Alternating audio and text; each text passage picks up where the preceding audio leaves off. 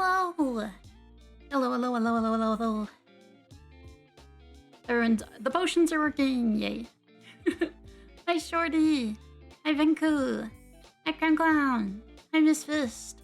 Hello! I missed you guys. Hi, Mega. How's it going? Everyone have a good weekend. I believe it was already Sunday. I was making my schedule for this week. And I can't believe March is almost done. My deadline for sending in my merge that I've set for myself is like early April.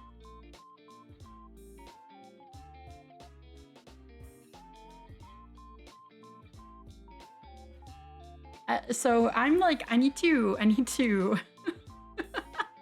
lock in. I need to lock in. Hi, Warfare. How's it going? I also need to email my school again. They haven't gotten back to me. Hi, Panda. I sent an email to my school before and they still haven't gotten back to me yet. I need to email them again. 45 streams, holy shit. Like, no skull. So yeah, that's I have a few things I need to do. Like, the year is rapidly coming to an end, and I hate it. I hate it. Hello, Ellen. Oh, my PC's freaking out a little bit. Hi, Ethan. I used your art. I know you saw. But, it's so cute. Lovey! Thank you for the follow. Hold on. Follow's back. I have so much art I need to do.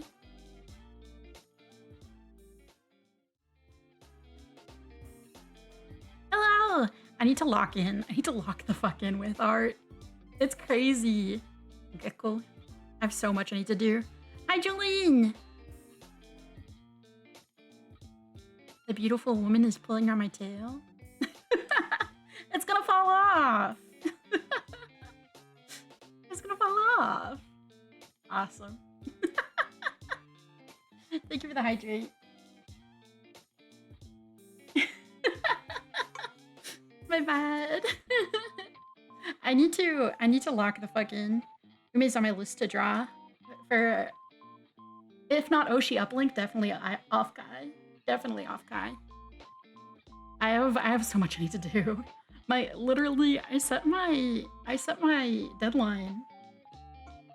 God, I think for like April 2nd.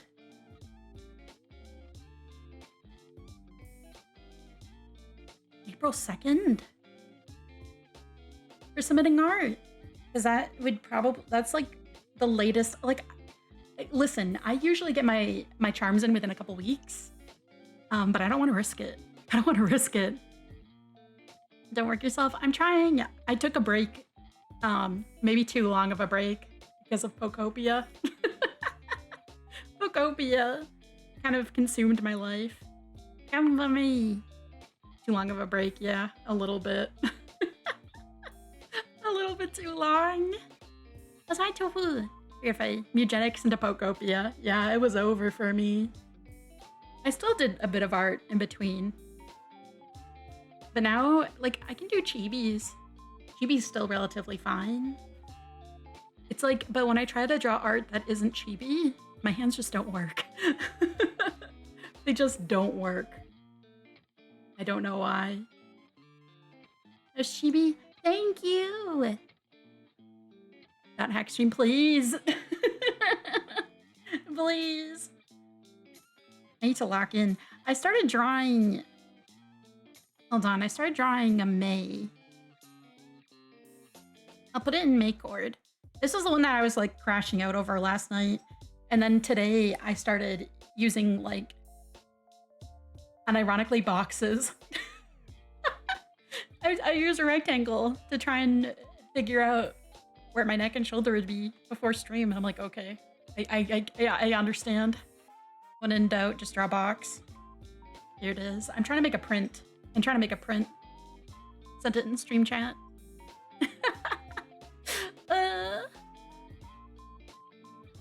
I was crashing out over it. I want to have be holding a potion up and have it like glowy and full of eyeballs. I tried drawing the arm and stuff, and I just couldn't. I was crashing out. I spent so much time like messing. Draw the potion as a box. I draw a cylinder and then a box. It's all it is cylinders and boxes. Small boxes. And ironically, that's what you do. To figure out 3D space. Yeah, there was something I wanted to fix on the Mimi chibi as well. If I'm not mistaken. I noticed it recently. I did post the updated version to my alt account. I forget what it was. There was something else I wanted to fix. Oh yeah, the color for one of the areas. Shapes. I'm so shape. My big thing, I want to improve my art. That's like my big goal, I think, for this year. Is just working on my artwork and being happy with it. I'm so excited to see your cosplay! Triangles is the best shape. I think the best shape is a square. Everything fits in the square hole. Everything. The cylinder goes in the square hole. Rectangle goes in the square hole. The triangle goes in the square hole. I love that video. The video is so good. A circle that goes in the square hole. You guys know what I'm talking about, right? I fucking love that video. 35 streams, whoa! Thank you, Warfare. That video is so fucking funny. I saw a version of it someone made of like a Final Fantasy XIV healing class. And it's like any situation, you just throw the one specific heal. No matter the situation. It's so funny. It's so funny. Me playing healer. Me playing Final Fantasy XIV and throwing AoE a regen on somebody and then that's it. Yeah, I got a lot more questions than I thought I would.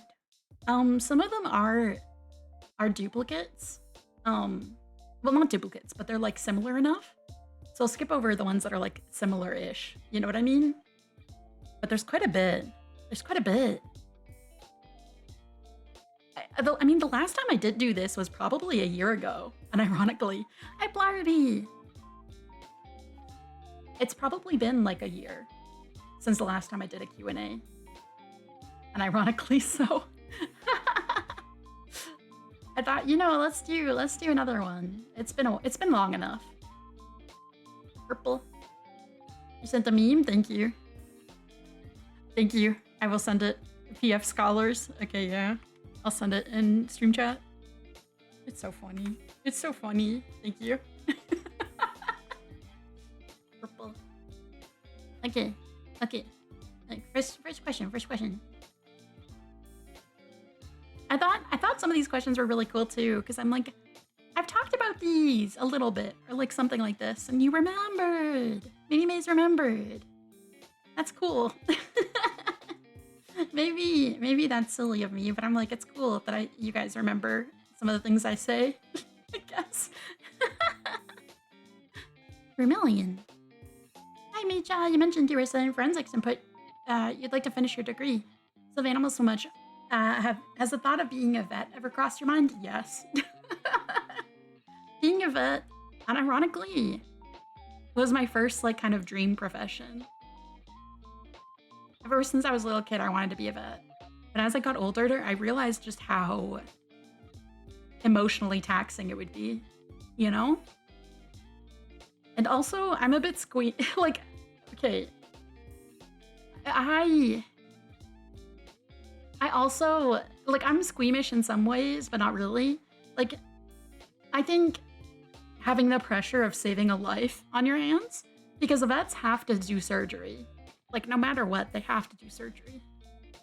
That's the crazy thing about being a vet is it's not like you know how you have like different types of doctors? A vet has to just like basically do everything.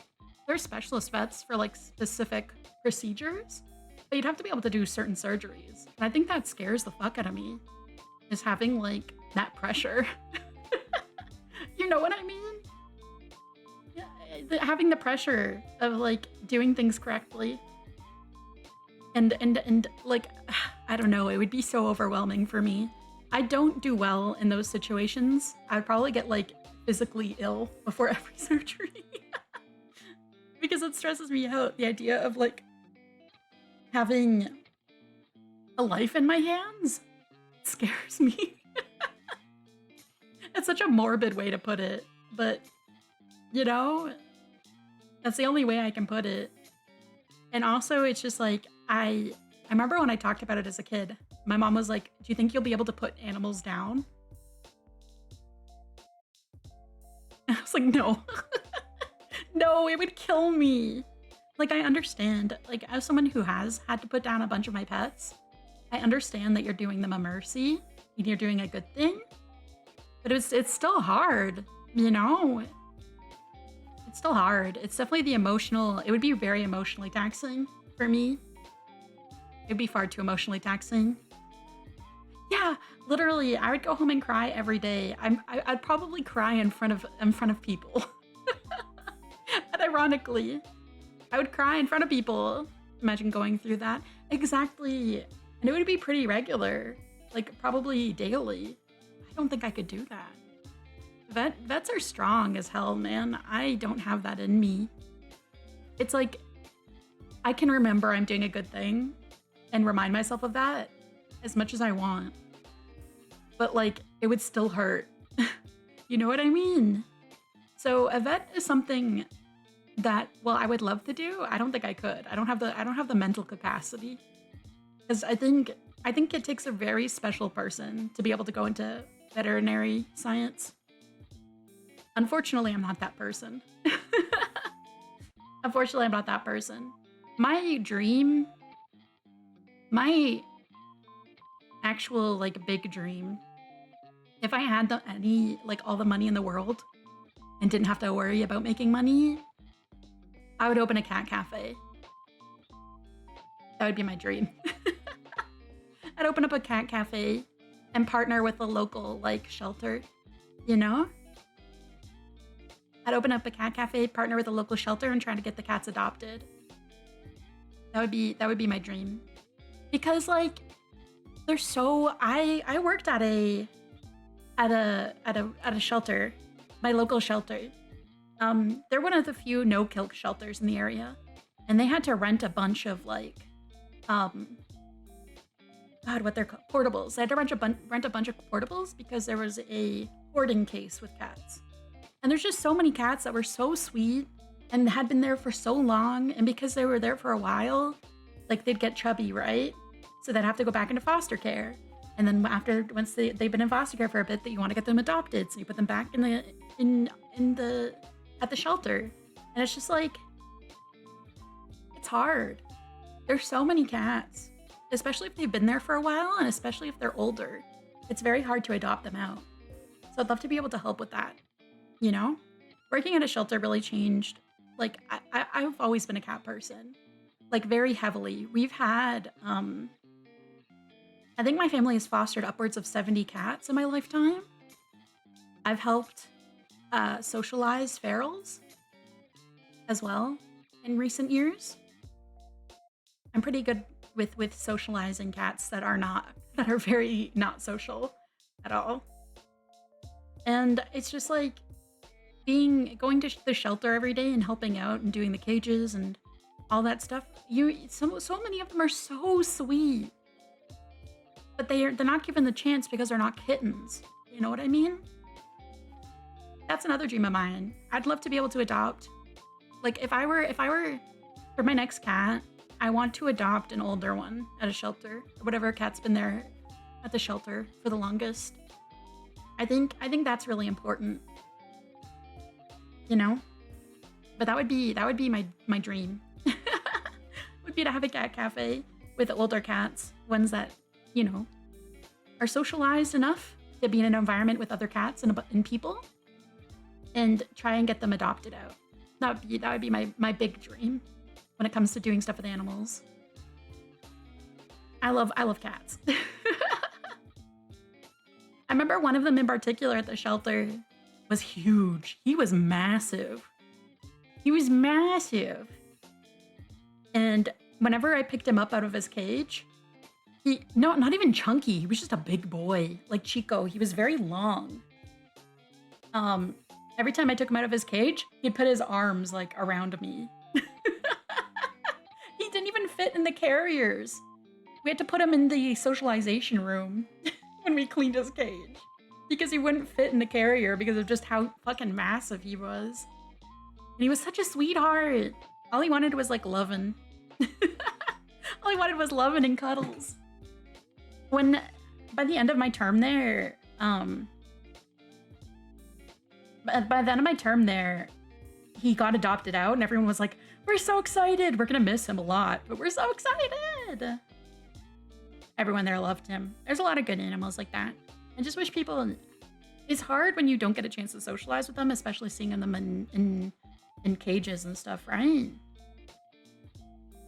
I think if more people are given the opportunity to interact with the cat, they'd be more likely, like especially an older cat, they'd be much more likely to adopt them.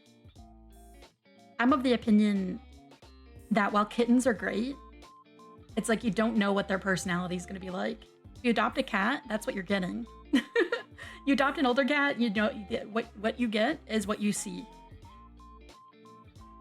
There's a lot of kittens that need adopting, but there's even more cats, like older cats, especially seniors. So I think I would love to be able to help with that. That would definitely be a dream of mine. Anyways, I yapped a lot. Big kitty. This one's great. Hold on.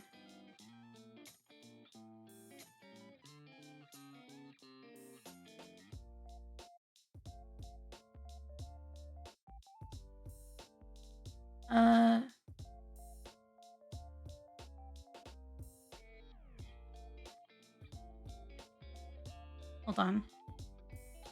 I thought it would just refresh. Did I not save it properly? Yes. Oh, let me download it. Okay, 1 second. I feel like last time I was able to do this. Hold on.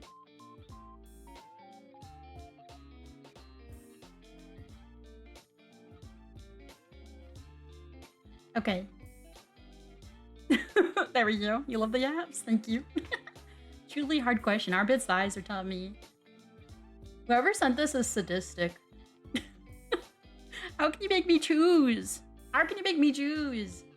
Why would you pit 3 beautiful women against each other? That's evil! You're evil. I can't pick one! This is evil! Can I say all of the above? Can I be a little greedy? Please? Can I be greedy? I can't pick. Thighs are great. Tummy is great. Armpits are great. Everything is great. I can't. Nape of neck is great. Back is great. Everything. This sucks. If I had to pick like Forster, I picked on me. I think.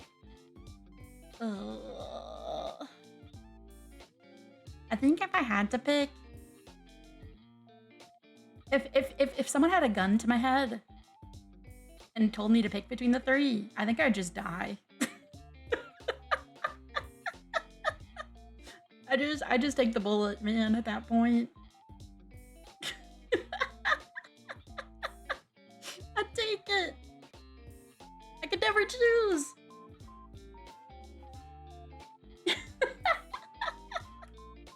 I love women. I've never pit three beautiful women against each other. I'm sorry, I can't help being a pervert. I think I'm also team tummy though. And ironically, I love all though. I love everything. I love everything. Back muscles, so true. I think everything about women, anything on a woman, is auga. Everything. I just love women, man. I just love women. They're beautiful. The thighs and armpits, exactly. I can't pick. I would just take the bullet. I would just take the bullet. I would just take the bullet at that point. I can't pick. That's evil. Whoever sent this question is freaking evil. You're evil for that.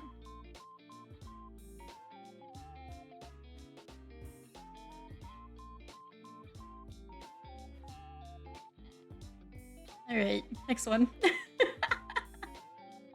As your favorite type of merch? Later down the road, would you consider a mage hot doggy? I would. It would be so embarrassing though. It would be so embarrassing. Oh my god. It would be so embarrassing. I don't even know how someone would like lewd gecko. If one side was lewd, I don't know how anyone would do it. Especially my new design is so sexless. I say that with all the love in the world. I say that with all the love in the world. One with drop tail. Mating press is so funny.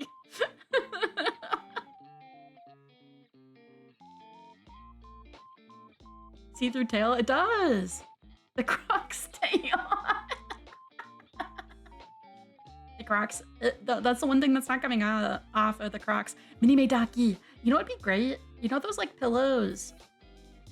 You know those pillows? Like, what if I just got a pillow of my tail? That'd be really cool. I would fuck with that.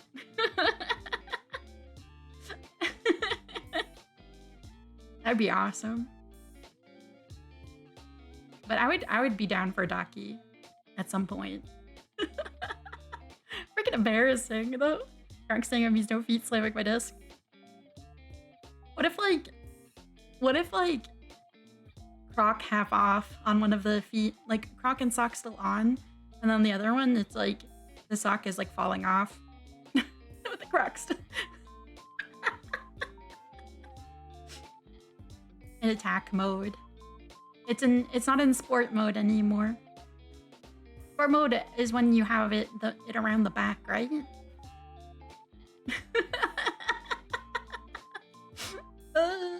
I'd be too embarrassed. I'd be so embarrassed. But I'd be open to doing something like this. At some point. At some point. I would not draw it myself though. I would not be able to draw it myself. I'd be too embarrassed. Drawing anything remotely lewd embarrasses me.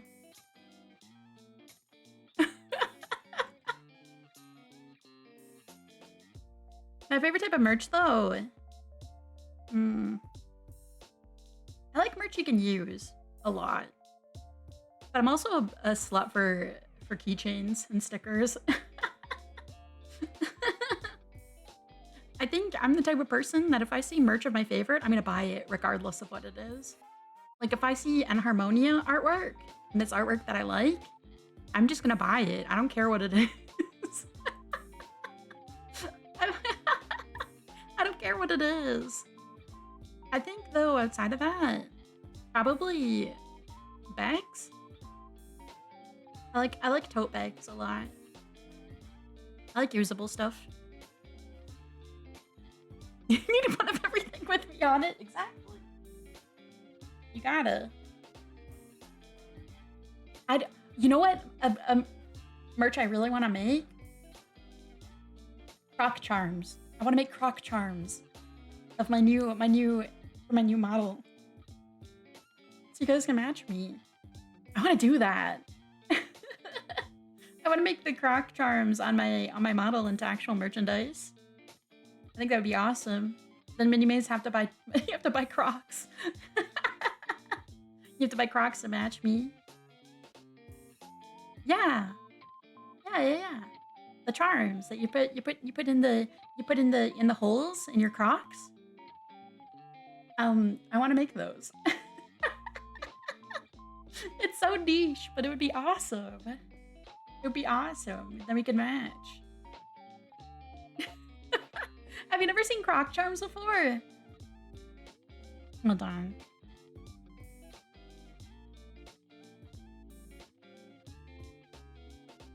You put them in the holes of your Croc. I'll send one in May cord. I'll send a picture. You put them in the holes of your Crocs. Deck them out. Gibbets. Is that what they're called? Hi, Jacob. Great potion. I like Crocs. Listen, I used to hate Crocs, okay? I used to hate them, but then I was like, you know what? These things are fucking comfortable. Once you try on a pair of like Crocs, you never go back, man. They're comfy as hell. They're comfy. As soon as you wear a pair of Crocs, it's over. It's over. It's so over. Especially if you go to like water parks and like go on vacation and stuff. Because I don't like going into showers barefoot in like hotels and stuff. I'll wear Crocs or sandals. Those things are waterproof. It's fucking awesome. They're so comfy. Just like sandals and flip-flops. Well, I think Crocs are more comfortable than flip-flops. For sure. I fucking hate flip-flops. I'm a flip-flop hater. They suck, man. I get Birkenstocks. Like an old lady. Like an old lady. Or more like an old man, I feel. I get Birkenstocks all the time. I wear those things out like crazy.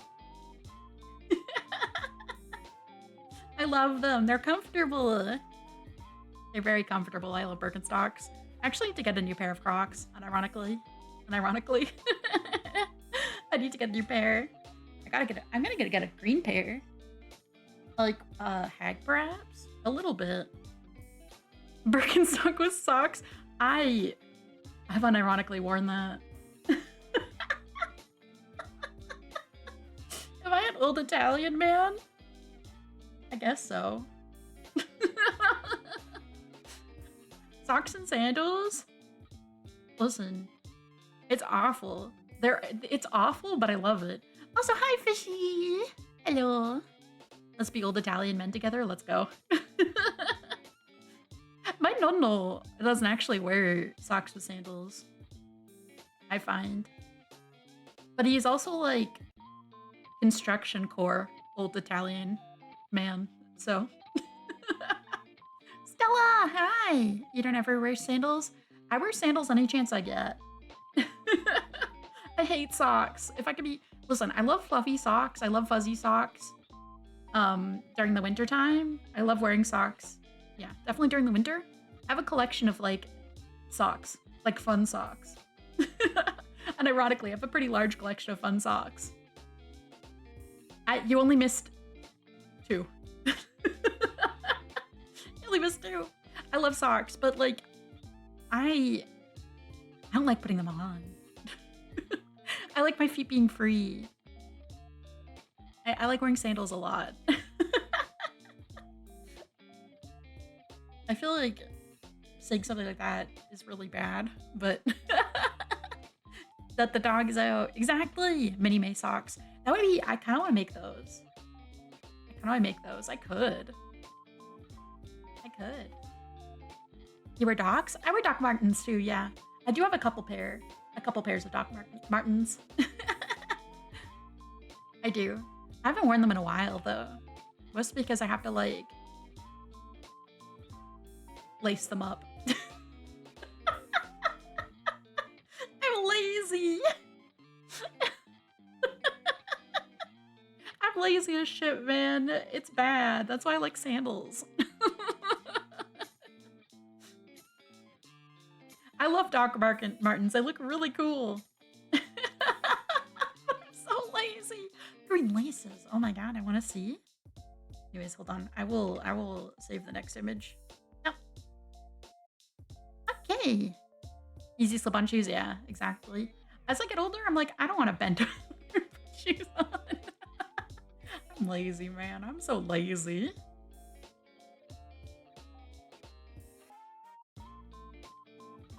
Violet potion.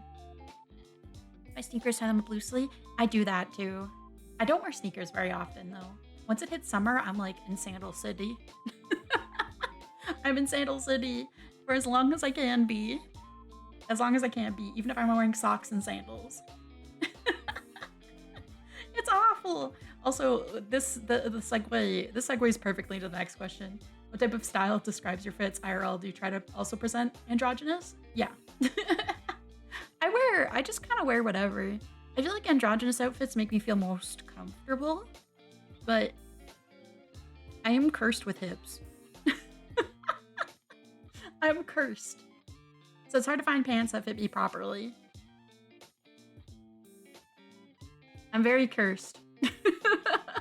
Ever since, even when I was at my like lowest weight, I struggled a lot with like dysmorphia and stuff because my hips were still wide.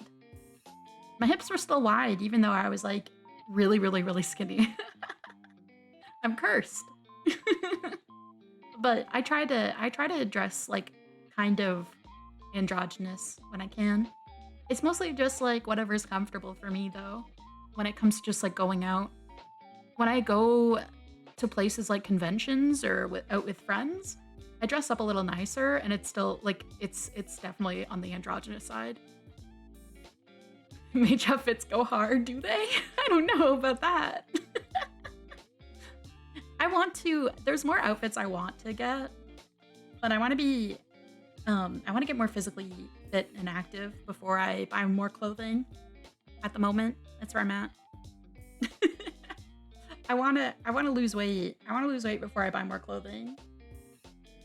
I don't want muscles per se. I just want to like feel healthy and good about myself. That's all. That's all. I can lift a lot though. Can we work out, please? I need to lose weight. I need to lose weight. It's hard, man. It's hard.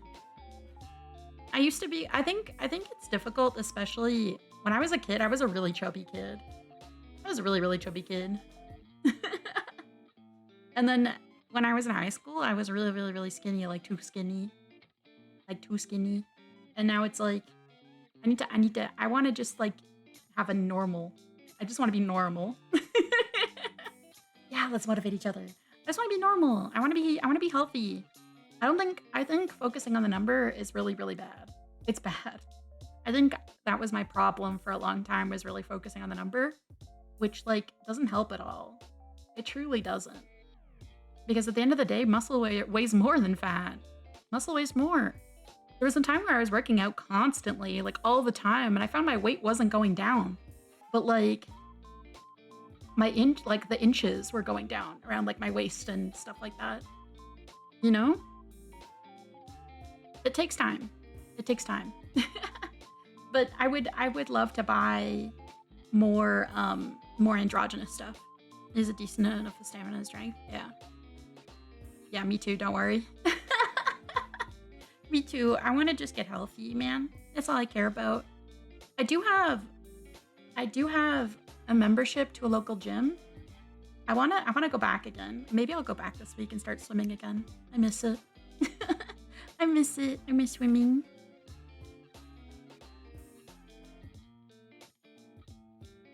I miss swimming. Ring Fit streams.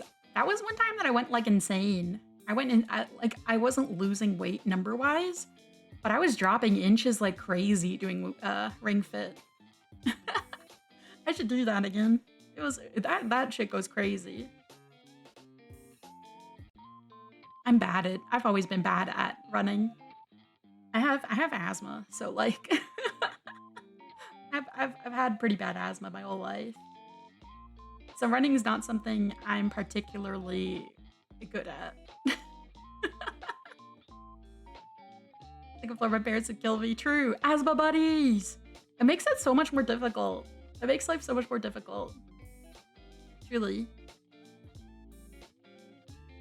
Hold on, let me save this. I've always hated doing running in school. I always tried to like do what I could to get out of it. Like the beep test. Do you guys have that? Where it's like the beep, like it was like, this is the no test. You will hear this sound, burp, and you have to like run between the two lines. Oh my god. And then it's like it's faster.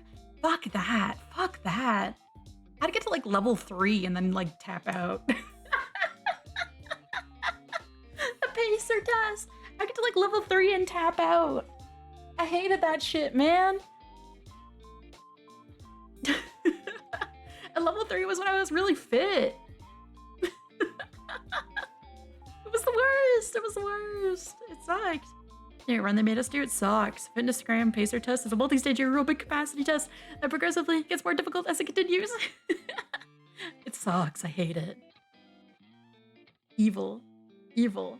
Even, like I said, even when I was at my fittest, when I was like doing Taekwondo regularly, I could not run. I can't run. I can't run. I don't have it in me. But I also have like, I talked to my doctor recently about this actually.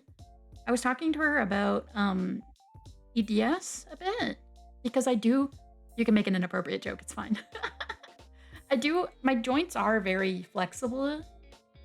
And ever since I was a kid, I've had pain in like my joints and stuff. I've had a lot of pain in my joints ever since I was really little.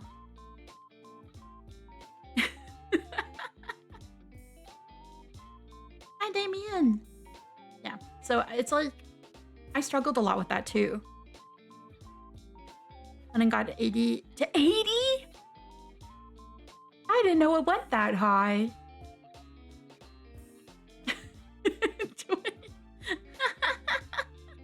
Amazing. Basic. Like 120? I don't think ours went that high because ours were like 1.1, 1.2, 1.3. Like it went up by points, if I'm not mistaken. If I'm not mistaken. That's crazy. That's crazy. You guys are insane. I hate you. I hate you. I hate you guys. 60 or 70. Evil. 40-ish? Yeah, for me it was like 3.5. We went up by points. So I guess it would be like 35 for you guys. I suppose if it went up by like 1 each time.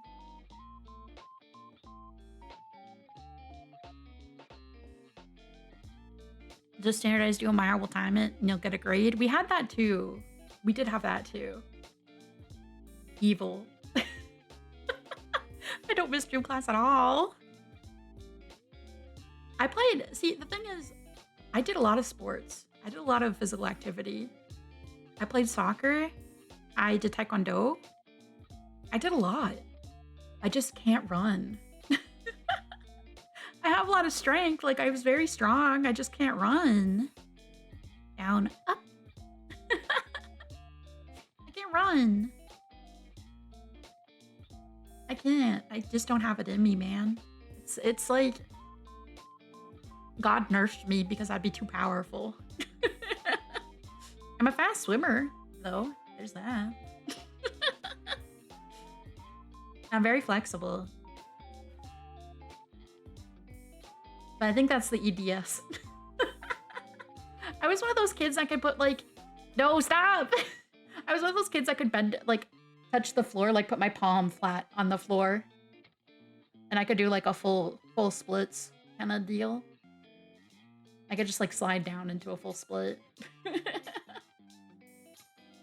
And I could like, you know, when you stretch and you put one leg out, and then you like reach for your foot. I could basically touch the floor.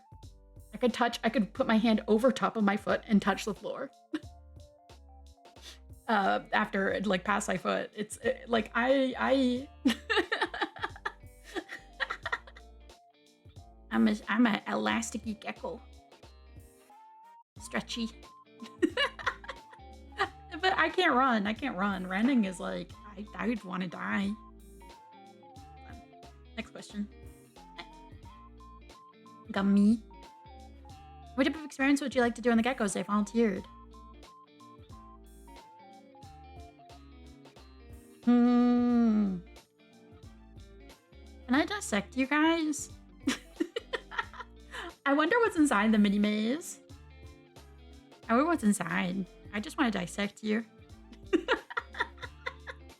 Dissect them? Volunteering? Volunteering? You guys are freaks.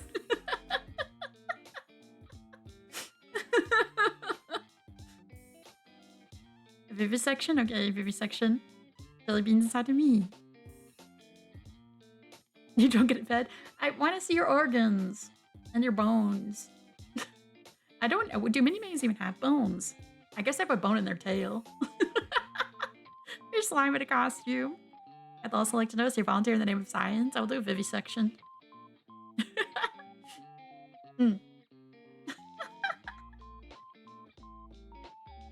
It's all cartilage.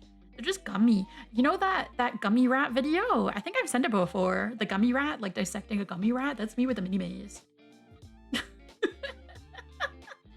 That's me with the mini maze. Gummy rat. Jelly belly pet rat. Gummy kitty. Gummy. I think that would go insane. Oh god. This one. Slice, eat, open. I will send it after. I think I've sent it before in Makeord. But I fucking love that video. I love that video.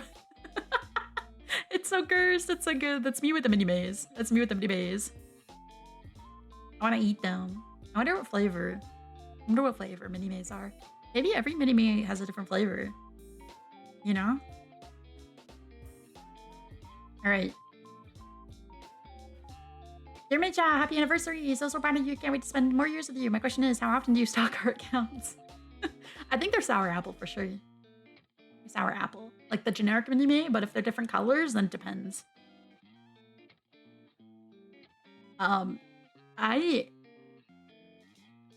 stock pretty regularly. But if I can be completely honest, because I've stalked you guys, I don't have to stalk anymore. You just show up on my For You page.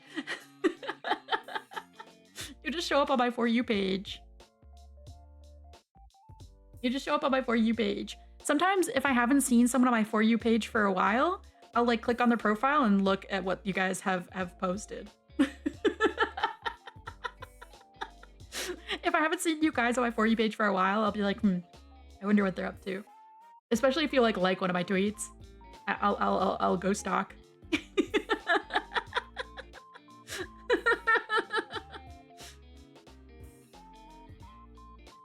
I'll show up with the most random stuff I put out.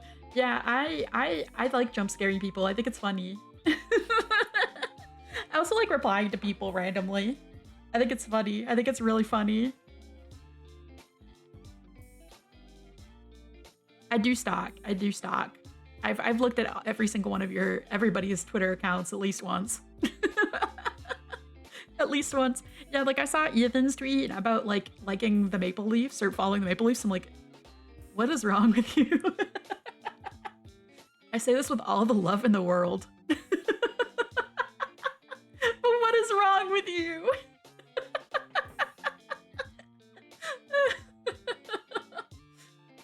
That's like next level self-hatred. That's You were 12? Okay, you know, that's fair. That's fair. You need to get more into hockey? You'll just hockey. I may be Canadian, but I can't watch hockey. I don't understand what's going on. I don't know what's going on. I almost feel the need to tweet. You should. If you tweet about me, there's a good chance I'll see it. I ego saw all the time. I go search all the time to see if anybody said anything, so I could jump scare them. DD Gecko. I do Egosaw a lot. But for the most part, I do go on people's accounts. Especially if I see a notif and I haven't looked in a while. Especially because I know you guys like tweet stuff with emojis. And sometimes it doesn't show up on my For You page. And I'm like, I wanna respond. Even if it's not about me, sometimes you guys say really funny things. So I'm like, I wanna say something. Big VTuber words, I will check regardless. I need you guys to know that. I will check regardless. I'm a stalker. I can't help it.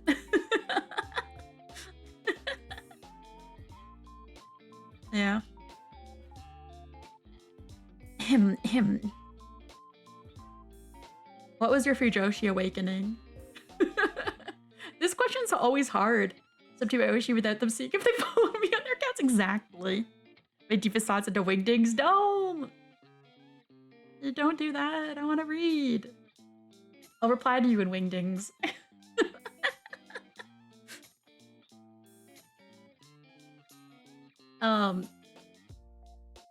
Fujoshi, it's so hard. It's so difficult to say. I think I started reading a lot of yaoi manga. Like the first time reading yaoi manga was in like, I think I was in grade 11. I think I was in grade 11, grade 10 or 11 when I started reading yaoi. And it started because Anime North has this, or had, I don't think they do it anymore, but it had a manga library at one of the hotels. At one of the hotels. I can't, does that just say I love me Amori? I guess so. Yeah, the V's are, yeah, okay. But one of the hotels, the Sheraton in particular, which is where the Sheraton is where Oshieplink's being held, right? I think so. I think it's the Sheraton. But that's a hotel that has like an overnight, like 24-hour manga library. Or it used to. It used to have a manga library. And my friends and I, we stayed at a hotel across the way from the Sheraton one year. And we went over there at like 11 p.m. and we just sat and read manga for like hours. And one of my friends was like, hey, you should read this one. This one's really cute. Because I'm big into shoujo. I was really big into shoujo. I still am. But I was like, yeah, I'll read this. It's called 7 Days. And it's like, that was my first yaoi. That was my first yaoi manga I read. Or 7 Days. Yeah, 7 Days. It's really cute. It's really cute. And I was hooked. And then I kept looking for fluff. My friend kept recommending me fluffy stuff, and I kept asking for fluffy stuff. And I was reading fluffy stuff, and then eventually I started delving into smut. And then I started delving into smut. I think one of the worst ones I read was Cast Heaven. It's so good, though. It's so good. It's so good. Very good. I've read, obviously, Yarichin Vitch Club. I think every Fujoshi's read that. But I feel like Cast Heaven is a lot worse. Has a lot more, like, non-con in it. I need to catch up. I think when I read it, it wasn't finished yet. I had to reread it. But my first, like, yaoi ship was problematic as fuck. I still ship it. I've told you guys, it's Linebeck and Toon Link. Linebeck and Toon Link. Linebeck is a pathetic man.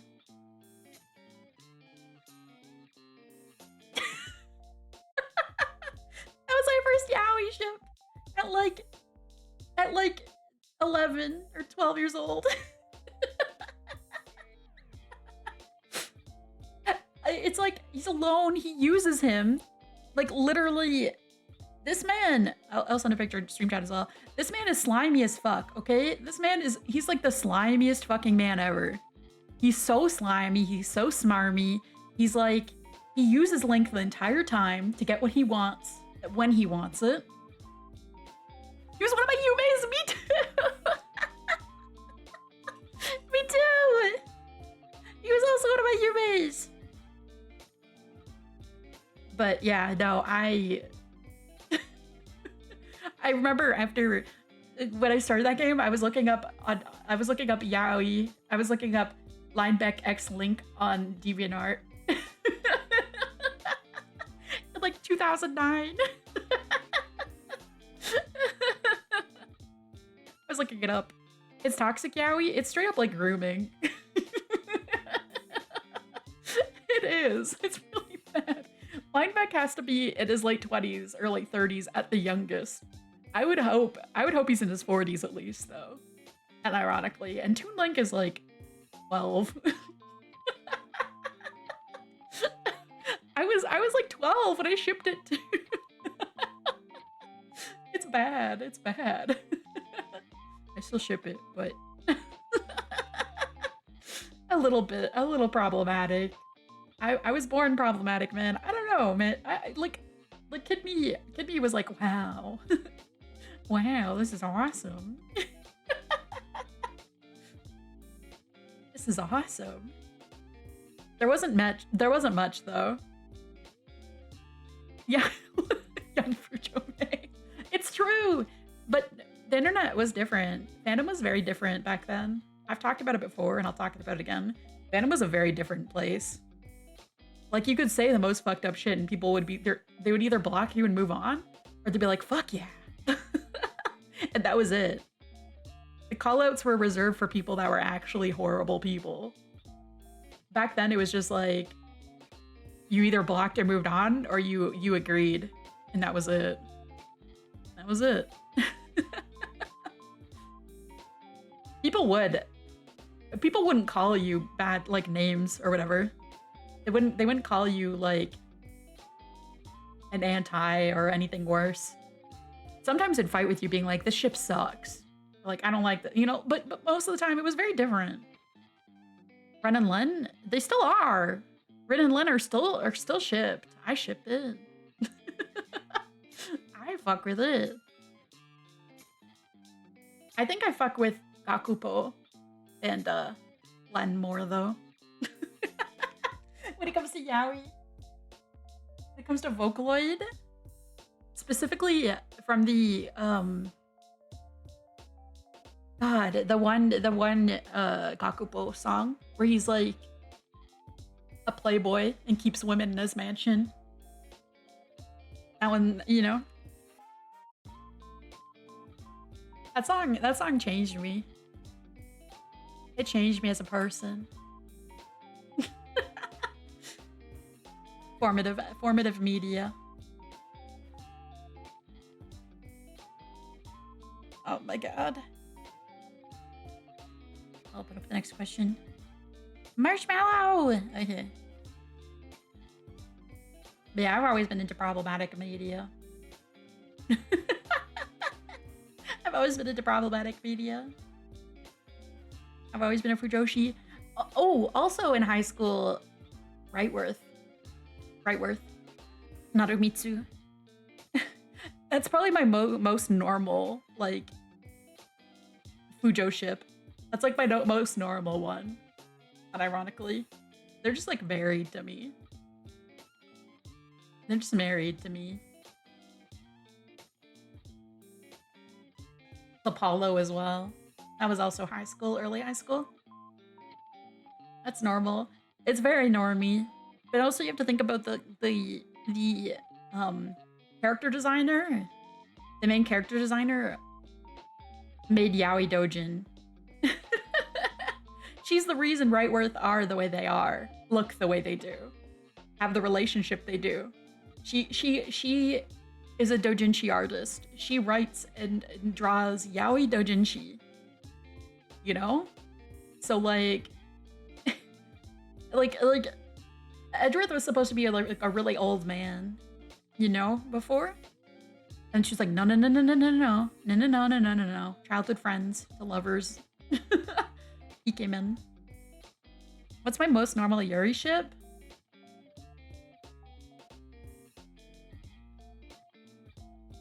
Probably also Ace Attorney. This is very specific though. I really like Adrian Andrews and Francisca Von Karma. That's a pretty normal ship, I think. Adrian Andrews is a character I relate to a lot. If you know, you know, and it's like she hit me like a truck. The Matt Ongard case hit me like a fucking truck. I'm not even gonna lie. That case was so fucking good. Okay. How dense is your tail? How long is it? If you bap someone, would it make a nice thud? I think it would. I think it'd be like a thwacking noise, like I don't know. I think it would make a nice thud. I can't. I feel like whatever you want Meicha's tail to be, it'll be. If you want it to be squishy, it's squishy. If you want it to be gooey, it's gooey. If you want it to be slimy, it's slimy. If you want it to be like hard, it's hard. It's like, you know, you choose. Your only limit is your imagination, okay? You choose. Hi, Shady! My tail is pretty long, though. It's pretty long. It reaches like the floor. It reaches the floor. Like a tentacle? Yeah, I mean, I could probably grab stuff with it. Probably.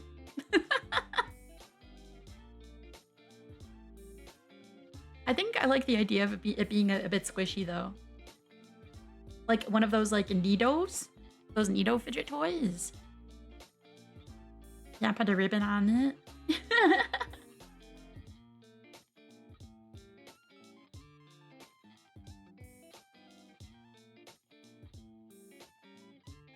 My tail, yeah, exactly. It's like half my height. Exactly, you get it, you get it. I can coil around mini maze. Yeah, I can grab people with it. I'd say it's probably tactile. I think that's a fair assumption. It's not something I've really thought a lot about. I think it's just like really squishy and tactile, for sure.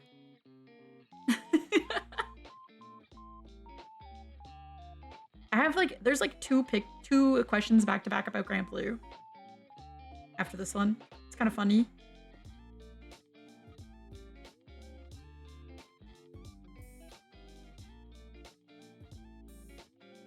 All right.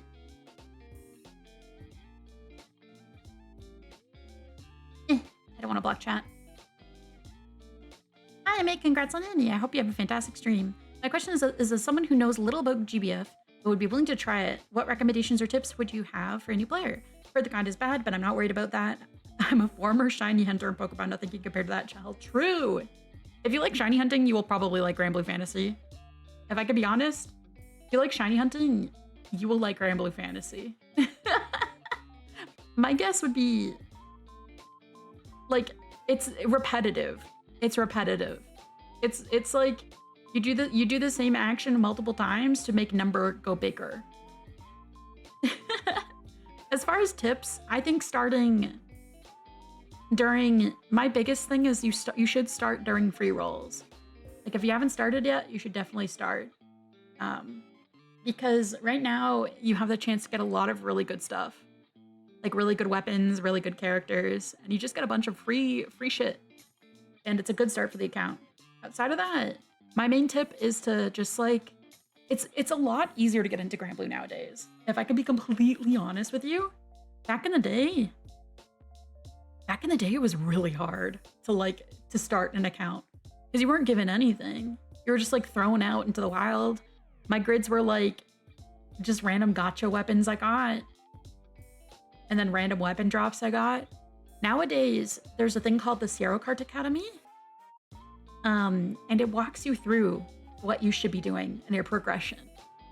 And it gives you full grids. It gives you full grids. Like, straight up. It'll give you grids as you progress and do what it asks you to do. It'll be like, go fight this thing, go do this quest. And it'll tell you what to do. Like, this is kind of where you want to progress and how you want to progress. So it like walks you through the progression as well as giving you stuff needed to help you progress faster. Like before, I forget when M3 was introduced. And Revens. I think Revens were introduced in like 2020? No, it's the same server. It's the same server. So like, it's the same server. It's just right now we can't connect our like browser accounts to the Steam accounts. Yeah. We used to farm, as a crew, we used to farm like Lumi together, which is like an easy-ish raid because the swords were so strong. But back in the day, M2.5, so it goes like Magna. Magna is like the free-to-play weapons. The ones that drop from your raids and stuff. Then there's Primal, which those are typically gacha weapons. Gacha weapons only. There are some Primal free-to-play stuff, but the gacha weapons are typically better than the like ones you can get from grinding. And there are some like unboosted weapons and stuff that you are like specialist, like you'll slot in for certain things. But it goes like Magna 1, Magna 2, then there was Magna 2.5, and then Magna 3. So Magna 1 is like the first set of raids you get. And the progression from Magna 1 to 2 is like you start doing a different set of raids to get different weapons, you replace the things. And then 2.5 came out, like pretty much you go Magna 1 to Magna 2.5 now. Because 2.5 happened because they released new weapons that dropped in the like Magna 2 raids that were like really strong and you wanted to slot into your grids. But so Magna 2.5 up until I want to say like 4 years ago was kind of like endgame Magna. It was endgame. I guess if you don't include Revens. I don't remember when Revens came out. But I'd say 4 years ago. And now they just give it to you for free. It's no longer endgame, but it's very strong. It allows you to farm pretty much any and all content. Revens came out before 2.5? Okay. Yeah, so like 2.5, like it allows you to farm most content, unironically, pretty easily. Obviously the end game stuff you won't be able to farm, because that stuff is geared towards like people who have spent a lot of time building their grids. But I know people that have built like caught up on grids within like 6 months of playing. And that was before Zero Card Academy. But Zero Card Academy makes it like free. It's free. It'll explain what you need to do, how you need to do it, and then it'll give you the grids that will help you farm the stuff you need to farm. It is a grindy game, don't get me wrong. You're hitting the same raid over and over again. Waiting for a like 2% drop. And you need 4 copies of that 2% drop to be able to slot it into your grid. Like that's the game it is. You'll go into people's raids, you'll hit it, you'll do your minimum honor. Because each raid has like a specific amount of HP. And the HP translates to this thing called honors. So you need to do a specific amount of damage. To like, there's other things that give you honors, like doing debuffs and stuff. But there's a minimum amount you want to hit to guarantee you getting a chest that has a higher chance of getting the good weapon. Of getting the weapon you want. Or the item you want to drop.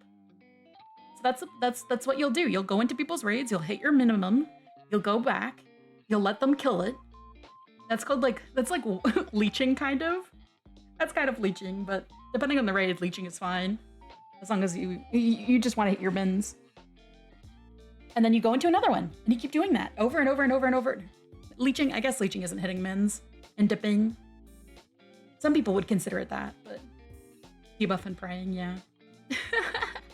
But that's basically Granblue. If you like that kind of repetitive stuff, and you get the serotonin from getting a drop, like nothing hits. Like, oh, getting a gold bar drop is like instant chemical to the brain, okay? Getting a gold bar or sand drop is like the most intense wave of serotonin I get in Granblue Fantasy, aside from getting SSRs. I don't want to hear it from you. I don't want to hear it from you. You're fucking paltry 11, paltry 18, fucking gold bricks. I hate you. I hate you. I hope your pillow is warm on both sides tonight. Okay. My God. But like, okay.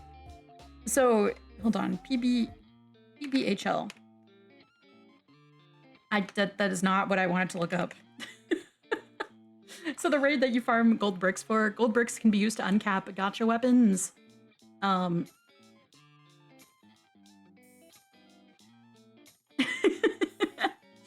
And so there's the maximum, it's really difficult. It's really difficult to get the maximum amount of damage. But you have to do 50% of the total honor in the raid to have a 20%, 25% chance of like getting a blue chest in this raid, okay? That's not gonna happen. That's never gonna happen. And it shouldn't happen. That would really suck. You wanna hit as much as you can in as few turns as possible. But it's the max amount is a 25% chance of getting this blue chest. And then to get the gold brick in the blue chest is 2.2% chance. Typically, you're going to be averaging about a 10% chance of getting the blue chest. So what? That's a 0.2-ish? 0.2 chance of getting gold brick? So when you get one, it's like... It hits, man. It hits. It hits. I'm not gonna lie. I'm not gonna lie.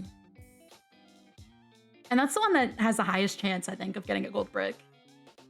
There are other raids that have like 0.02% or 0.05%. But yeah, it's like, I love Grand Blue Fantasy.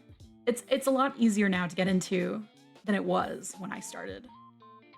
And I think if you're gonna get into it, now is the best time, because there are free rolls. You would have missed some free rolls, which kind of sucks. But we still have like, what, another week? Another week of free rolls or so? Another 9 days, I think? 8 or 9 days. So if you're gonna get into it, now's the time. Truly. It truly is. It's the progression is a lot easier too, though, like I said. I think Grand Blue is intimidating in some ways, but in other ways, it's like, if this is the kind of thing you enjoy, like as a shiny hunter, if you like that kind of stuff, you will definitely enjoy Grand Blue Fantasy. I promise you. I promise you. It's like getting a gold brick to me gives me the same brain, like the same dopamine hit as like finding a shiny in a Pokemon. All right, another one. When and why did you start playing Grand Blue Fantasy? Okay. The reason I started playing was because I was really into Idolmaster, okay? I am still really into Idolmaster, but I played Dariste a lot. Cinderella Girls, okay? And there was a collaboration because they're both owned by Cygames. So there was a collab announced. There had already been a collab before that I'd missed, but there was a collaboration announced. And my favorite Idolmaster girl. Wait, one moment, sorry.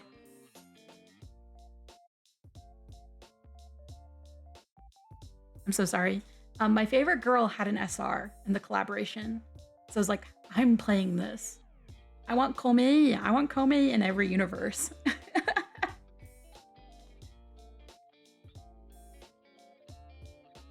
And that was my start. That's why I started playing Grand Blue Fantasy, was for Komei Shiosaka. Quite literally.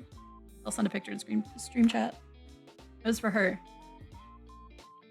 And I played the collaboration event.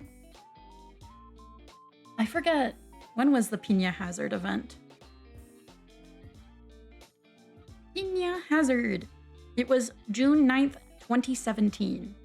That was around when I started. Not Amaro, but my Pokopia, I've kind of been building a little bit, but not much. I need to build more. I'm getting intimidated by people's builds. It's like cock shame. I make a build that I'm like, I'm proud of this. And I see other people's builds. I'm like, I think I should kill myself.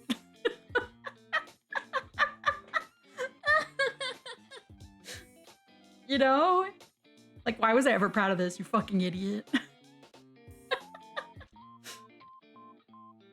In Minecraft. But yeah, that's why I started playing GBF, and when I started playing GBF.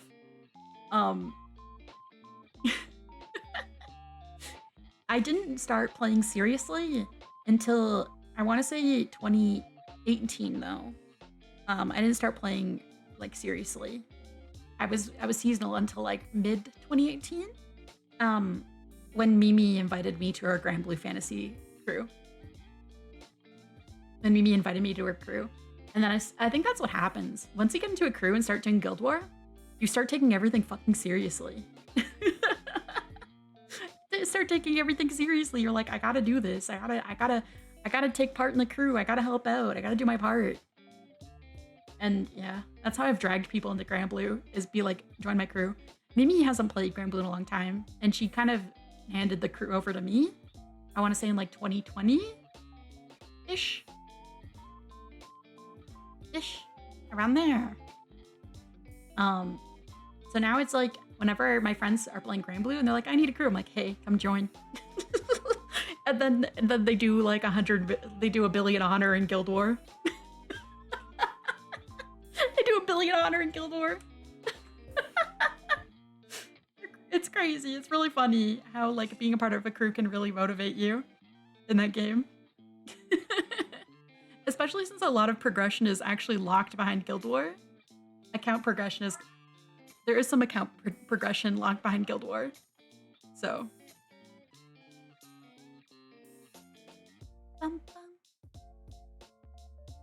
I love Grand Blue though. I think I've met and I've become friends with so many of my like so many people through Grand Blue.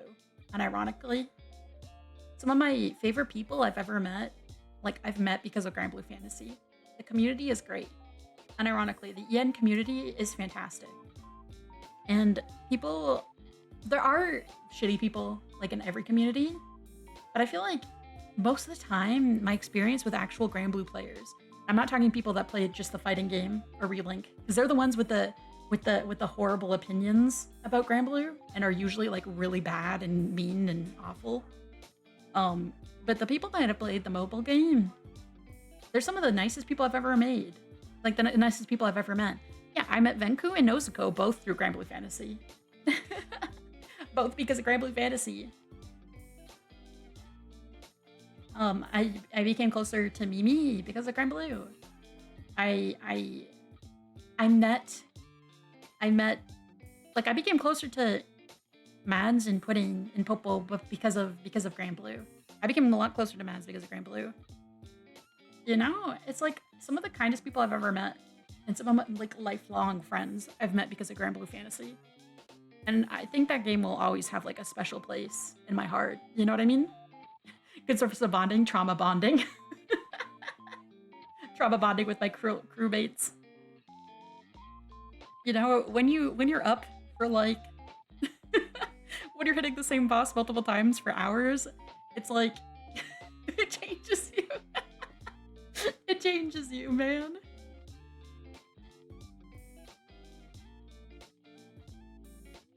What's my favorite thing to do on a Sunday? The Seder is really funny. On a Sunday, can I be honest? I'm very chill. I'm the type of person that likes to chill. I think an ideal day for me, outside of like hanging out with friends, would just be like playing games. Would just be playing games or drawing and watching a video essay. Also on Sunday is 90 Day Fiancé. I do miss watching the new episodes of 90 Day Fiancé as they come out. I like watching that show. I think that's also one of my Gap Moe charm points is I love trashy television. I love trashy television so much. And 90 Day just keeps getting trashier. It keeps getting trashier and I love it. I eat that shit up. I'm like...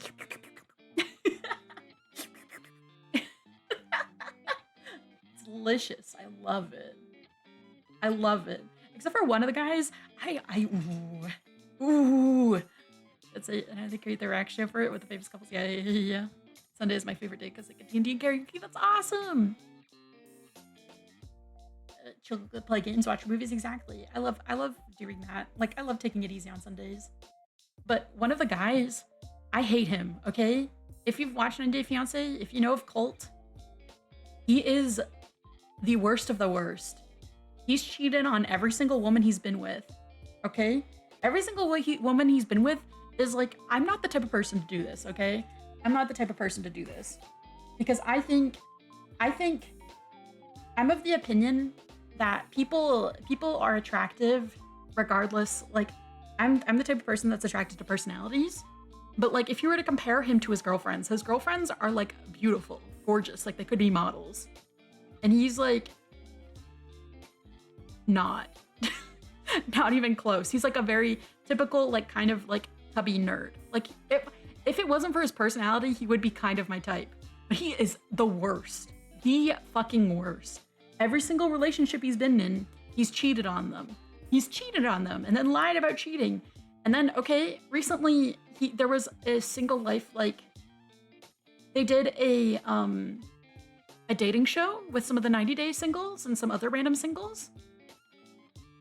We should kill him, literally. And I was rooting for him. I was rooting for him because he seemed like he was like actually reformed.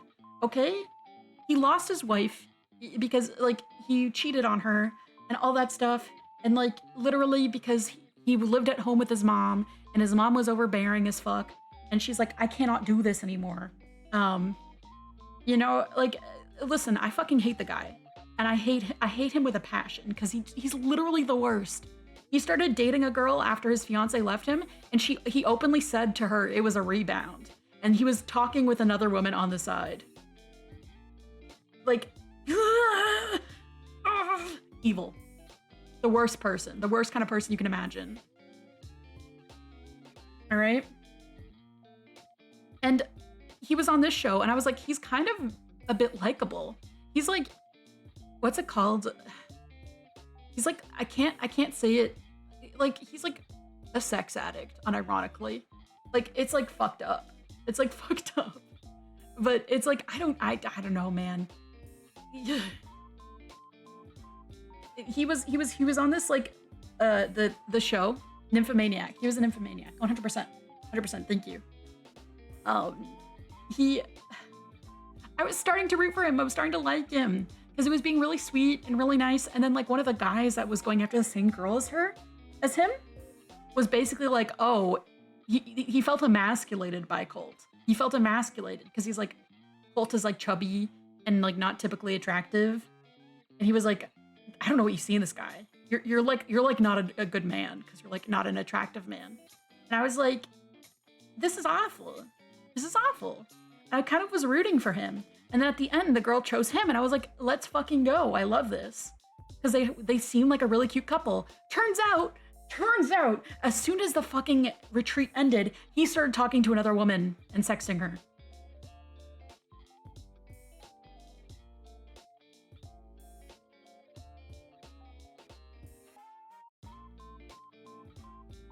And I regret ever saying anything good about him.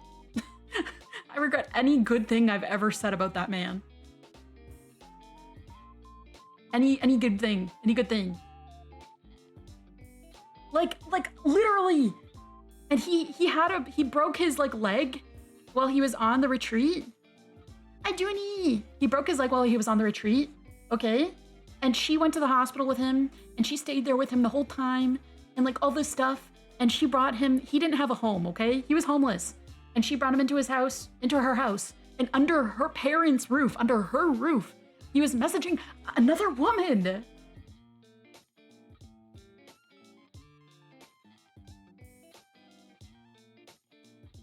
Literally, while he was recovering from surgery in her house.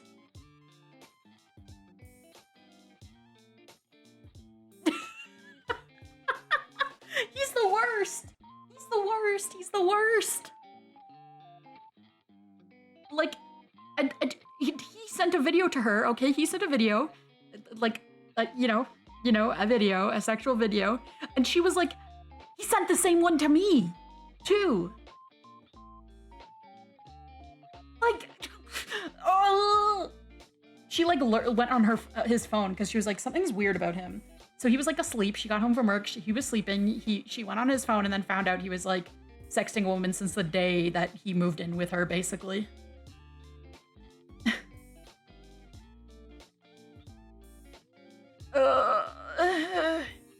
It's awful. Anyways. 90 Day Fiancé. 90 Day Fiancé. It gets me heated, man. But I love watching it. It's like watching a train crash. It's like watching a train crash.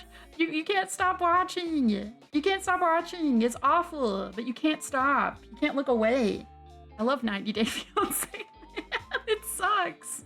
It sucks. Some of the couples are really cute though. There's a couple couples I really like. But yeah, that's what I do on Sunday. That's what I do. Is I like watching TV. I like hanging out with friends. I like playing video games. I like drawing. Very basic. Very basic.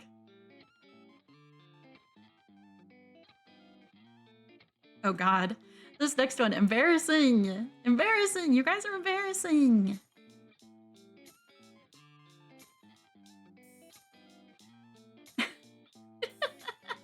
Mid-chat ideal date. I'm a simple man. If I can be completely honest, I'm a very simple man. My favorite kind of activity to do with a partner is just to like play video games with them. Can I be honest? I like going out places and I like taking people places. I like spoiling my partners a lot too. I'm the type of person that would like to buy things for my partner. I like being that kind of person. But like I like going out places, but my favorite thing to do is just like stay at home, make some food together, or order in, either or, and then like cuddle and watch TV and play video games. I also like watching people play video games. I'm also just the type of person that likes sharing space with people. Like we don't need to talk.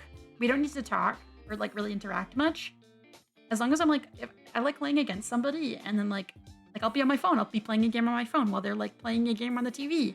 And I'll like watch. You know what I mean? I like that kind of stuff. I like those kinds of things. I just like being around the person I like. You know? That's like my ideal. That's my ideal, 100%. Like, nice dates are nice. I like going places sometimes, once in a while, and getting dolled up, and like going somewhere public and like that kind of thing. But that's exhausting. It's exhausting. It's fun, but it's exhausting. My favorite thing is just to be around the person, you know, existing in the same space. Exactly. Like we don't even have to talk, especially in person. We don't even have to talk. I just like being in the same room and like laying against somebody and then just like watching them do something, or like we each do our own thing. Like I don't care. I'm a simple man. I'm a very simple man. That's like literally my ideal. My ideal. My ideal. I also just like watching TV with people, like watching 90 Day, or watching like some of my favorite shows, like sharing that kind of thing. I like doing that too. It's fun. It's my ideal. I'm so simple. I'm so simple. I think it's fun when people plan out fun little dates and think about it a lot. You know what I mean? I like commenting. I like talking a bit. Especially after an episode, sometimes I'll be like, pause, and be like, let's talk about it. I'm one of those people. I like talking about things. There's many times where I've watched a show with somebody, and I'm like, can you pause it? Can you pause it so we can talk? I have something to say. Like even 90 Day, I'll be like, I'll pause it, and I'll be like, that was fucked up. You know what I mean? You know what I mean? Yeah, thinking like I like fun dates where people think really hard about stuff and what to do. Like, I think it's fun to do like a day out once in a while. But I'd say like once a month. Once a month is perfectly fine for me for us to like go out to dinner or something like that. Or go out for a movie. I'm not one of those people that likes to do that a lot. Reality TV has lots of space. Exactly. I'm just even yap without pausing. It depends on the show. Like 90 Days, sometimes I'll just keep yapping. When it's a show where it's like you need to pay attention, like any show that you need to kind of pay attention, I pause so we can like talk. So you can talk. One of my favorite shows, have any of you guys watched The Good Place? I like that show. I like showing people that show. It's so good. It's so good. That's a show where I'll pause and be like, hey, so what do you think? What are your thoughts? Give me your thoughts and opinions. Because some of the jokes are really fucking funny, and some parts are just really fucking good. That show's really good. If you haven't watched The Good Place, you should. You should. You should watch it. The first season's one of the better ones, but it's really good. I like that show a lot.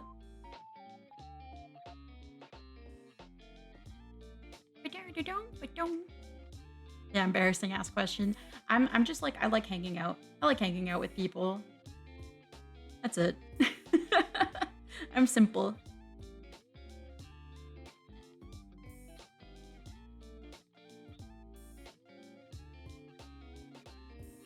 Okay, out of all your mini-maze, which is most likely to get stuck in the fridge? That's a hard question. I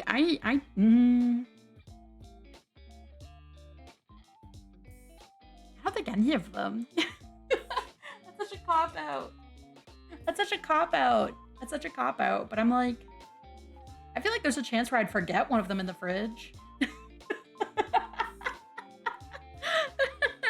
Rather than them getting stuck at the fridge, I feel like I'd forget them. Because I'm very much out of sight, out of mind kind of thing. Like, I have the object permanence of an infant. I'll forget where something is 2 seconds after putting it down. So I feel like if there's a chance that a mini-may like followed me somewhere and I accidentally closed the fridge on them, that mini-may is never being found until I open the fridge door again. I've done that. I've definitely done that before. In the fridge, you can make a mini-may popsicle? That sounds delightful. Just like it's me. Okay. If anybody followed me, like I've lost my keys in my purse. I'm horrible with that. My object permanence is equal to that of a toddler. I'm not even kidding. Of a small child. So I could see myself not because I don't love mini-maze, but just because like if I don't see it, it doesn't exist to me. If I don't see it, it just doesn't exist anymore. You know? So I can see that happening. It's really bad. Shut up. Shut up. The pantry? Yeah, exactly. If one of you followed me in there and I closed on you, I'm never seeing you again. Not until I open that door again. Close this Discord? No! Although sometimes, if I'm really busy, I forget to like check. I do forget to check Discord sometimes if I'm really busy. It's bad. Mini-maze, why they want me done? I don't! But yeah, no, my object permanence, or lack thereof, is really... It's not out of like disliking anybody. or like I love all mini-maze, but it's definitely, if I accidentally close the door on you, I'm not seeing you again until I open that door again. Until I open that door. It's bad. It's really bad. I think that is also a bit of the ADHD debuff. I lose things 2 seconds after I had it because I put it down. And I'm like, where is it? My poor phone. I lose my phone all the time. It'll just be like in my sheets or like on the kitchen table, but I didn't remember. It's bad. It's bad. Like, hi, Ifity, hand stretch.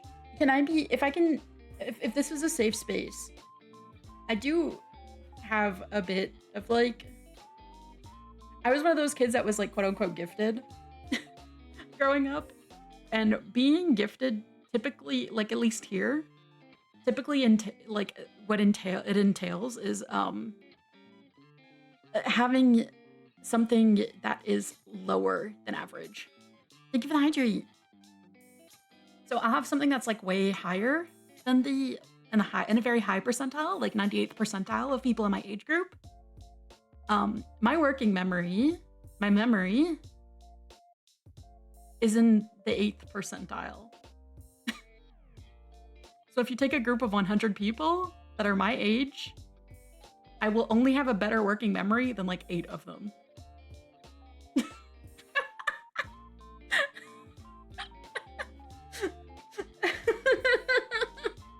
It's bad. It's bad. It's really bad. Which is why I've started writing stuff down.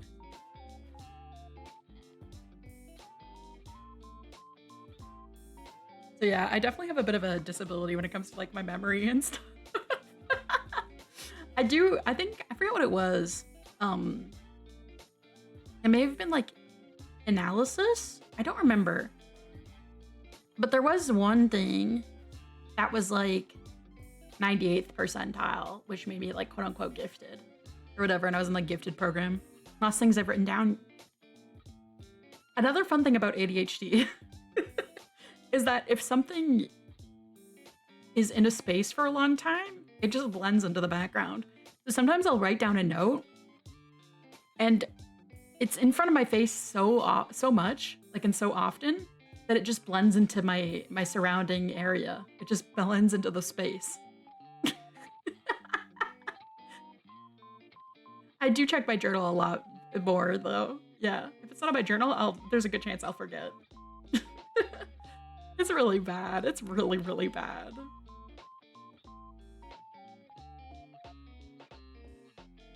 Okay. Ah. Ugh, big one. Hi, May. First of all, happy Geco-versary. And secondly, you mentioned before that you didn't go with Teen. If you didn't go with Teen, you would have chosen purple for your main color.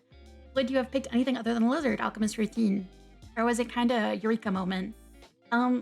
Okay. So originally, my first VTuber model was a spider. A not spider. It was a not spider. Neffy. I just like monster women, okay? I like monster girls. I like monster girls a lot. That was my first thing. But I had something happen where I just really wanted a change of brand. I really wanted to change my brand. Based. I'm a monster fucker, okay? Hold on.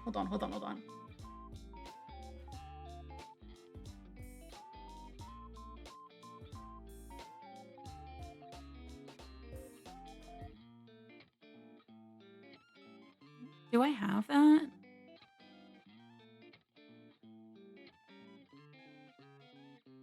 Ah.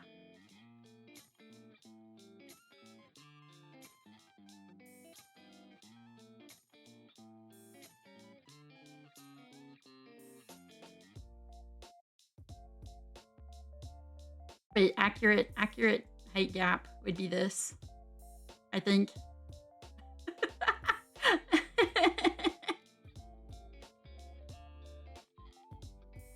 I made this model. I didn't rig it. I didn't rig it, but I made this model.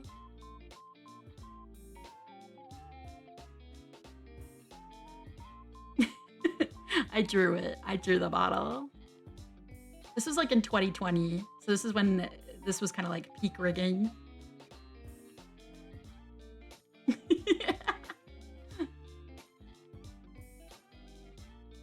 But my original design was a spider, not spider. My original design was a not spider. My rig is very stiff. I apologize.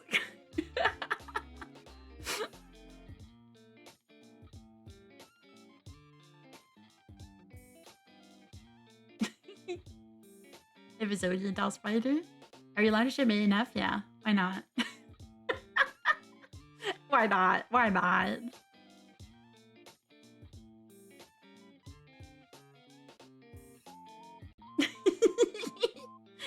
I'm a big fan of self-cess, so like that's fine. But I wanted a change. I wanted a big change. I wanted a big change in my design. Because I wanted to be a bit more like androgynous, I guess. So that's when I was thinking about what I wanted to be. I was thinking about Necromancer from Grand Blue Fantasy. I was like, what if Gecko? What if Gecko? Yeah. Neff is the one pinning me against the wall. That's totally 100% right. Hold on. Can I flip?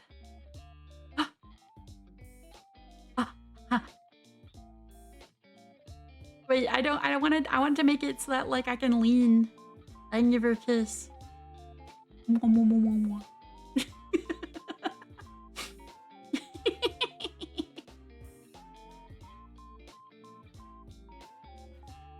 Okay, I guess I can't. If it was a short one, you know that picture of the person who's like up against, like they're climbing, like all fours up against the wall? That would be how I'd have to pin Neff up. That would be how I have to pin her up. But when I went to go change things, my aunt, who currently lives in Australia, called me her little gecko. When I was a kid, because I'd climb all over the place. Freaking out Neff when Coola's not here. He should have been here. Hold on.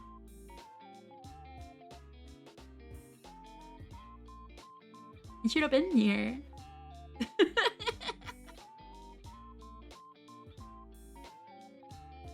But I'm evil. I'm so evil. I'm sorry, Colin.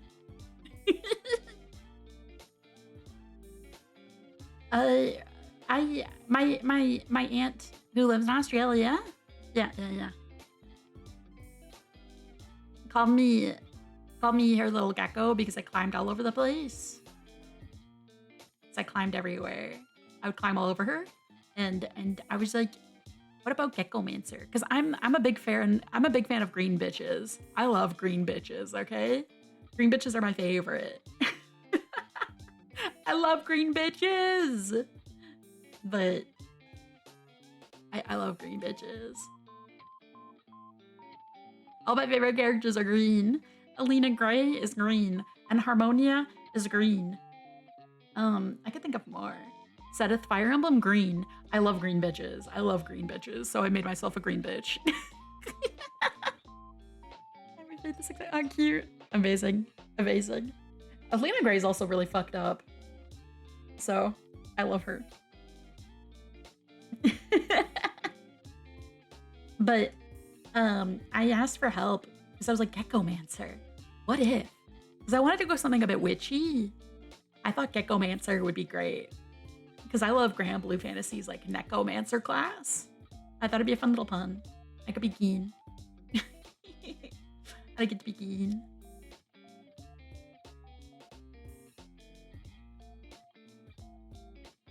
She's here with the Spirit of Halloween. Awesome. I love.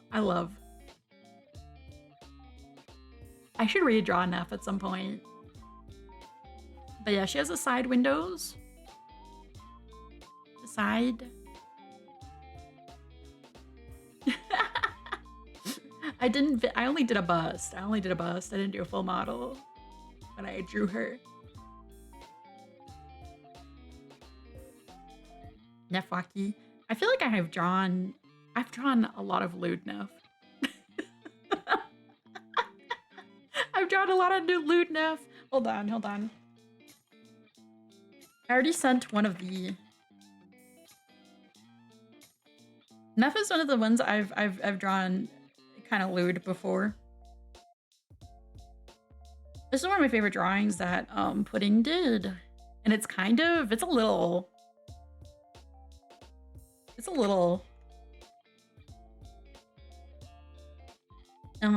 is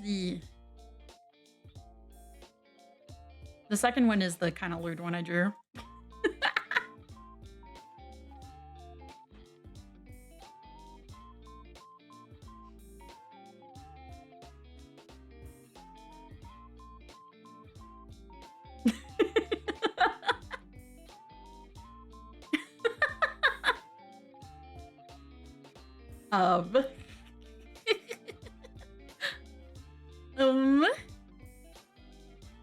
Yeah, the bunny is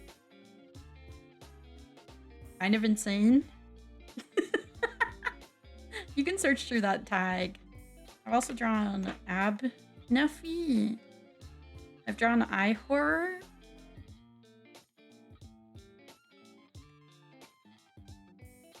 I'll tag this because it's eye horror.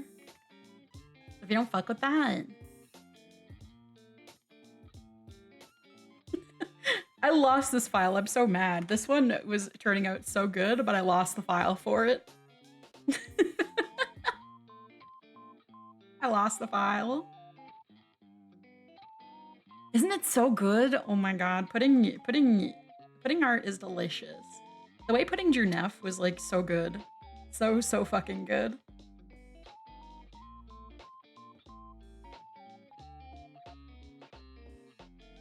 Here's another Neffy that Pudding drew. With Ray.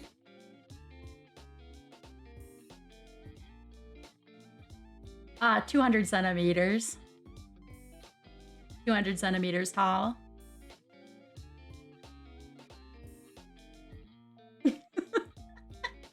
Mecha is a solid 50 centimeters shorter.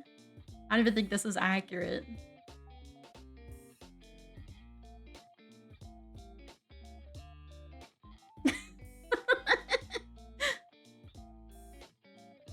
This is awesome. Hold on. I think this would literally be more accurate. This would be more accurate. It'd be boob height.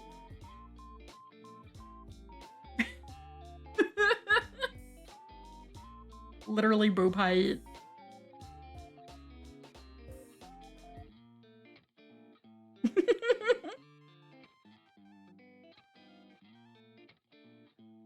Oh, yeah. Yeah, I did an outfit swap because I thought it'd be funny.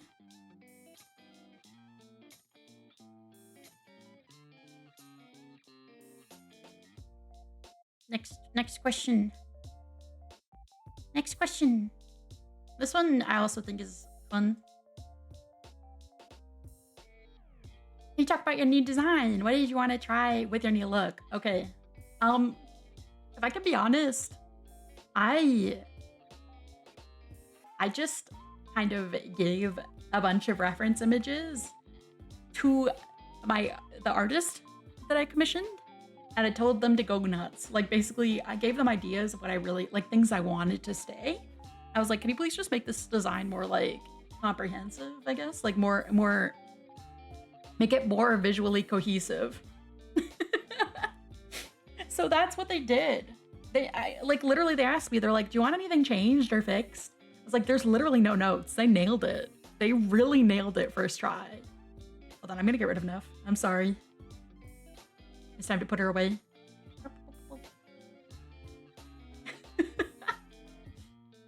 Just me now. But they nailed it first try. They nailed it. Take you instead. No!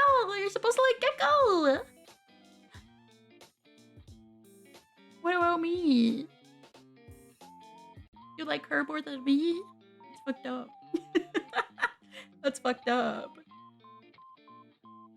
But, 2 cakes? I'm kidding. Kind of.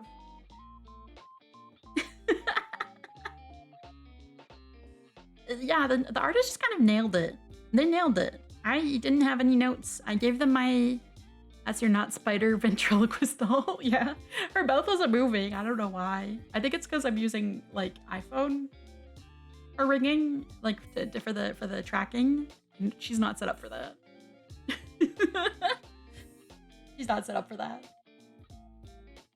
But yeah, they nailed it. They nailed it first try. I didn't have to say anything else. I just sent them a bunch of like my reference images and like the ones that I've had, and told them like I like the idea I have. Like this is kind of like what I want to go for. I explained that I'm like a gecko necromancer kind of deal, and they were like, okay, I will. Like they spent time working on the design, and yeah, it wound up literally perfect. It's perfect. One of my favorite things about the design, gecko came first in the Neff, maybe. My favorite things about the design are there is a tummy window and there's a lot of moles.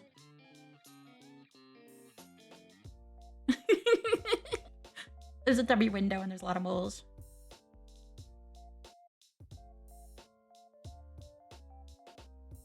There's also, I mean, Mecha, there's a boob window as well, except there's no boobs there. So, you know, I think you guys are gonna like it a lot. I think you guys sort of window, yeah. You can see a bunch of moles and stuff. It's really good. It's really good.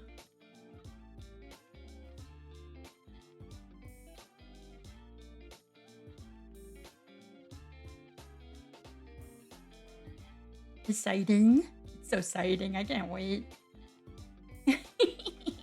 How many moles?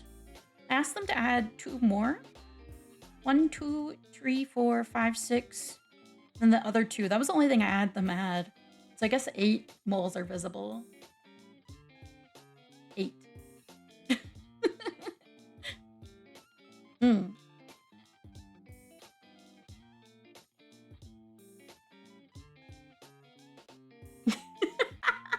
How many aren't visible? I guess I have to talk to them about in the future. Because I do have an armpit mole. I do have an armpit mole. And I kind of want them to add at some point. At some point. Like Alira? Like Alira Pandora? Similar-ish? So like I want to have that added at some point. I think moles are awesome. I like beauty marks. I like beauty marks a lot. I'm very Italian. So I have a fuck ton of beauty marks. I have one on my pinky as well.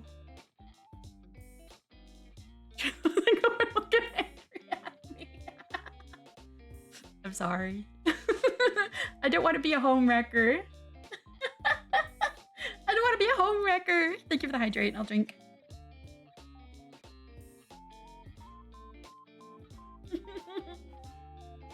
Too late. I'm sorry. I'm sorry, Jenny.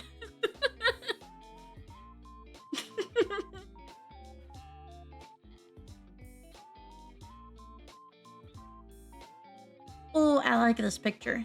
I like this question. I don't want to be a hole wrecker, but can I sit in on your date? Can I sit on your date? Already been told that that's gonna happen, so I'm excited. All right. I want to be in the chair. That's where I belong. I don't want to be in between you guys. I want you guys to kiss.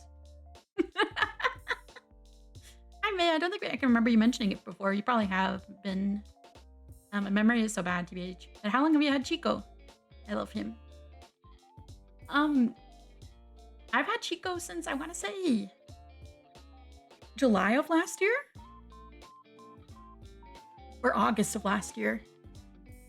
He came to us in horrible shape. Like, he was not well. He was really, really sick. He weighed half of what he does now. When we got him, no. He's not a baby. He's not a kitten. He was from Cuba. My mom does rescue stuff in Cuba, helps out with animals in Cuba.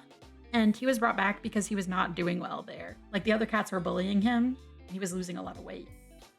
So, he was the type of cat that, like, he followed people to their bedrooms. Like, he followed people to their rooms. He followed people to their rooms and would, like, jump on their beds and lay there. He's a very social cat. He always has been. So my mom, like, basically locked him in her room and set up like a little like litter box kind of deal with the sand. And he was flown back with somebody to Canada. When he got here, the person took him to a vet and they suggested they put him down. Because it does have feline HIV and he has feline leukemia, which are it's very common in ferals, okay? It's really, really common in ferals. Especially ones where they're not, like, vaccinated and stuff like that.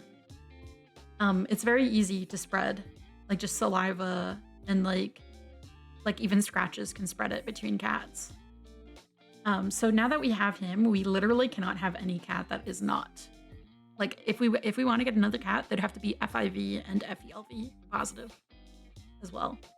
But they said there's no cure. There's no cure for those. It's just managing the symptoms. Feline leukemia is very different from human leukemia, in which it's just like an immuno deficiency kind of disorder, where it's like if he gets sick, he can't really produce the white blood cells to fight it off. He can't fight off sickness. So he's strictly an indoors cat now, like strictly. If I am going to take him anywhere, I did buy him, like, the carrier I use for him is a backpack. So I'd like to take him for walks like that. About June? Okay, June. Yeah. I'd like to take him for walks like that, and get him some, like, air in that sense. But the vet suggested that he be put down because he had FELV and FIV. But my mom was like, no, I didn't bring him back from Cuba just for that to happen. Like, you know, what's actually wrong with him, right? Because it's like, there's more to it than that. He was doing really well, but the lady that brought him back, when my mom went to go pick him up, he was in a guinea pig cage in the dark. Like, she had him in a cage, like a very small cage, crate in the dark. Complete darkness. My mom was like, what the fuck? What the fuck? This is, like, his litter box was like, there was barely any space for him with his litter box in there. And just like, there was a blanket covering it. It was like completely dark. We brought him home. I remember when my mom brought him home, he couldn't walk to, like, use his litter box. He could not. I kept him in my room on my bed. We had pee pads. I had to change my sheets a lot. But I had pee pads, like dog pee pads, that I would keep underneath him. I had to wipe his bum often with, like, wet wipes. We got a couple packages of those so I could keep him clean. Because even when he came to us, he'd poop on his body. But I was keeping him clean. I was keeping him hygienic the whole time. And eventually, slowly, he started feeling better.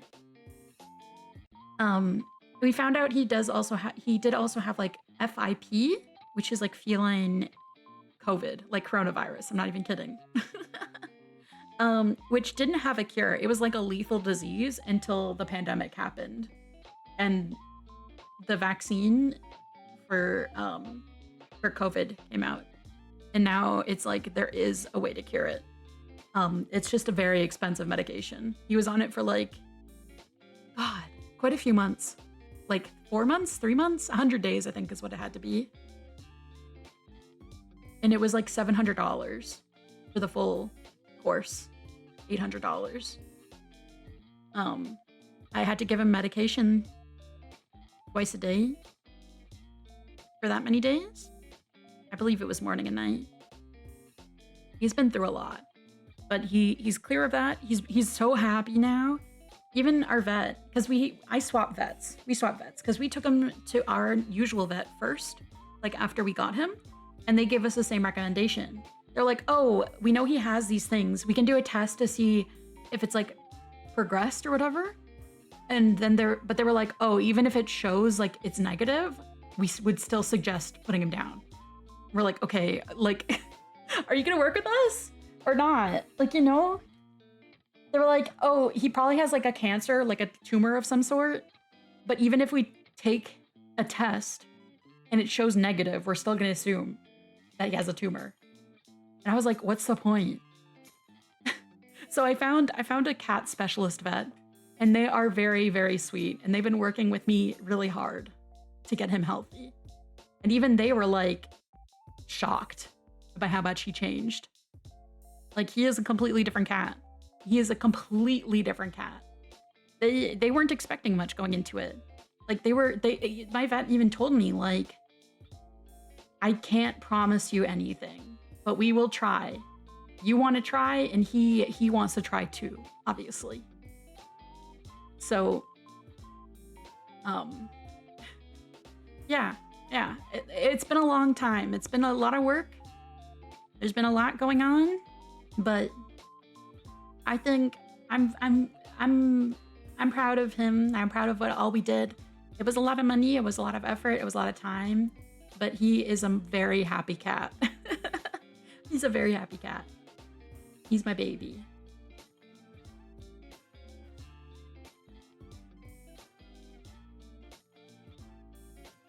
Oh, the next question I'm just gonna say. It says, did you know that we love you? You better. Angry face. I do know. I love Mini Maze. I know you guys love me. Sometimes it can get hard though. I have such bad like imposter syndrome. I'm comparison, thief of joy, etc., etc. I feel like sometimes I feel like I don't deserve all the love you guys give me.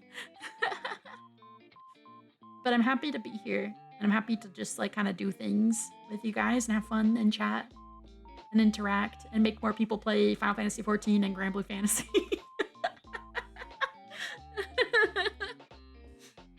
You know? That's my end goal. It's hard. It's hard. Part of me does struggle a bit with that. I'm really hard on myself. Like, honestly, I'm insanely hard on myself. I'm a big time perfectionist, and I'm like, there's so many things about myself that I wish I could change, but I feel like I'm doing my best, and I'm trying not to be so hard on myself. That was one of my biggest my main New Year's resolution was to be kinder to myself and to try and like not look at the things that like not compare myself or not look at the things that like make me sad or things I don't like. You know, I'm just trying. I'm trying my best. I'm just trying to enjoy every day. I'm trying to enjoy every day and every stream and everything I do with you guys. And that's all. That's all. That's all. At this point, that's the most important thing to me. I do a lot better, truly.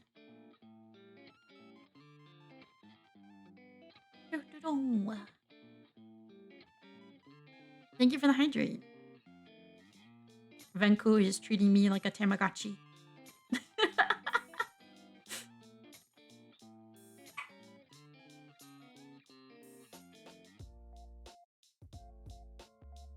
Thank you. What's the worst grinding experience you've ever had that wasn't Guild Wars and Grand Blue Fantasy? And yeah. I can think of a couple. I think one of the most difficult grinds Oh, Love Live. Love Live. I decided to tear for an event the night it was ending. And it's not even my favorite. It was Blueberry Train Kotori. I can send the card. So she was the ranked reward. Train Kotori. She's not even in like my top 5. Where is it? SR? Event. SR. It wasn't this one. Ah, it was this one. I found it. I'll send it in Maycord. Kotori isn't even my top 5 of the 9 Muse girls. Yeah, she was not. But I've decided last minute to tear for her. I decided last minute to tear for her. And I played for like 7 hours straight. And my hands have never been the same since. My hands haven't been the same since. So yeah, that was probably it. Because I play with my thumbs. I play rhythm games with my thumbs rather than my fingers. I don't know how people play with their fingers. I'm a thumbs gamer. Yeah, I feel like it does. It does kind of originate back to then. I also... My worst hand pain I've ever gotten was in school, though. I am the type of person that cannot type notes. Because if I type them, I won't remember what I've typed. Like, I need to hand write notes. Otherwise, I don't remember. Like, that's how I absorb stuff, is by handwriting it. So one time in uni, my hands, I was in so much hand pain that I couldn't sleep.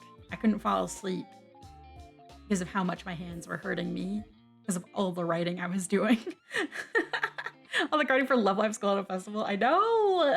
It's fucked up. But that was the worst my hands have ever hurt.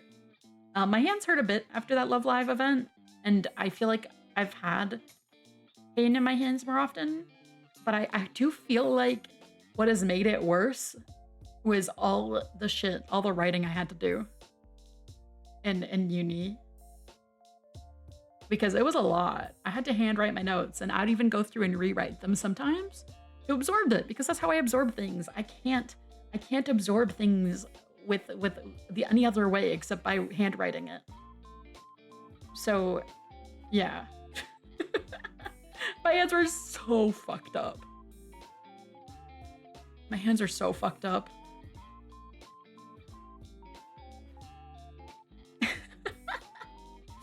I think, unironically, one of the worst grinding experiences I've had outside of that, like that fucked up my hands, yes.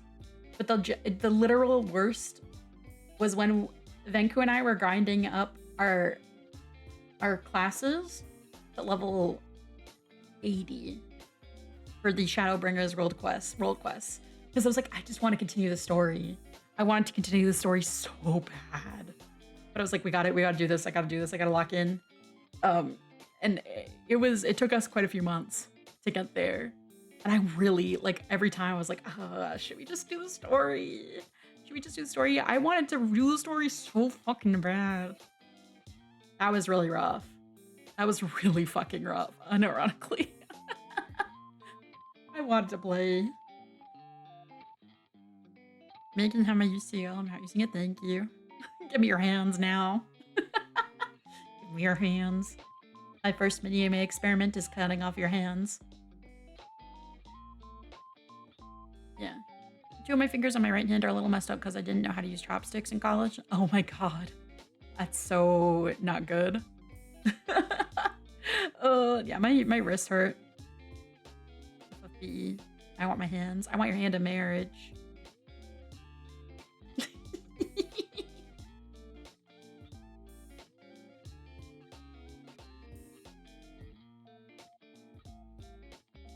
Anyways.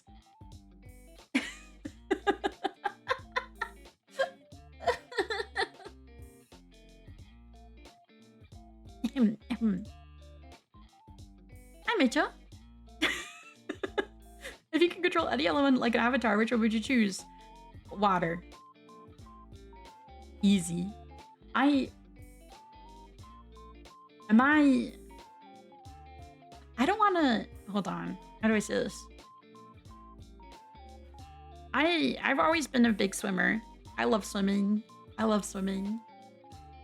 I've always been a big swimmer. I was one of those kids that like pretended to like to be a water Pokemon when I swam, or like control water while I was swimming. So if I could control any element, it would definitely be water. Water would be really, really cool. I'm like a fish. I'm like a fish when it comes to swimming. I fucking love swimming. If I could breathe underwater, that would be awesome. Water, but it's so fun. It's the least surprising thing I've heard ever.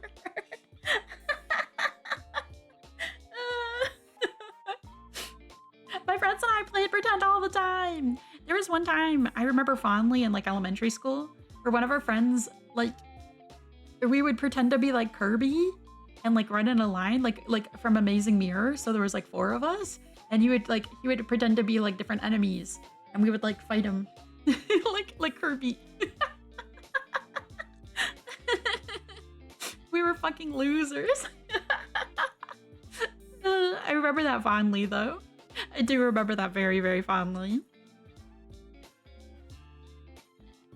That was DBZ. It's fun. It's fun. It was fun. It was fun. How do I say this? How do I say this? I want to say something, but I don't want to like say anything weird. A part of my name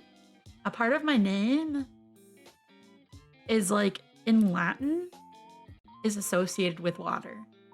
A part of my name in Latin is associated with water. So it's like, I think that's really cool too.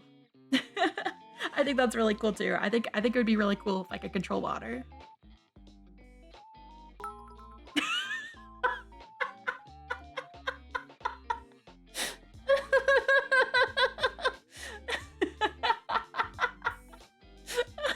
Hello, Mitch, VTuber. I'm here to get in front of you. And don't get up for being late. I've missed a comfortable treat. Give these lonely people earlier. I'm ready to go. Okay, hold on. Hold on.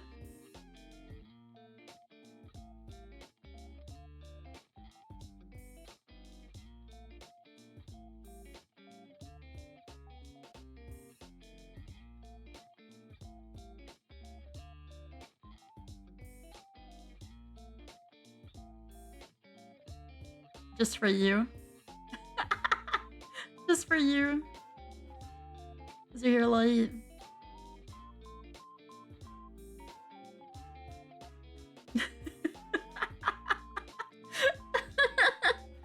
Just for Colin. As a treat.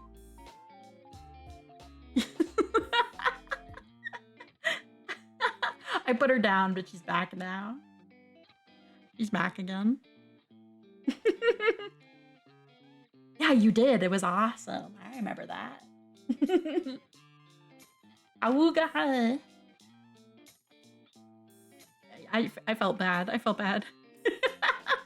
Coolin Dogiza did offer me his pinky finger, so I felt bad. I felt bad. Hold on, I need to make it height accurate again.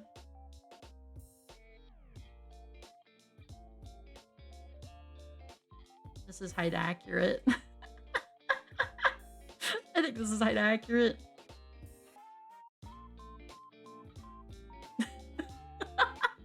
Jaw drops to the floor, eyes pop out of soccer company by trumpets, heartbeats out of chest, awooga awooga sound effect, pulse chain on train whistle, as appear next. As steam was. Slams fist on table, rattling Eddie plates, bowls or silverware whistle loudly, fireworks shoot on top of head fans loudly as tickets.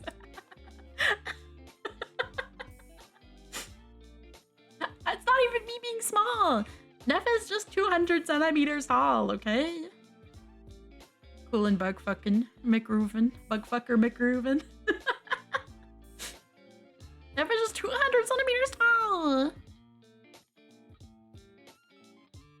I'm kidding, yeah, she's just tall. Hold on. I think I'm like here. Hold on. I wanted to, I should have put my model, I should have centered it back. I want to put myself in her boobs.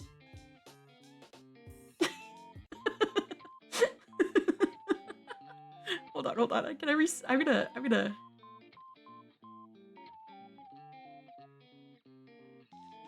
Hold on. I need to respawn her. This is very important.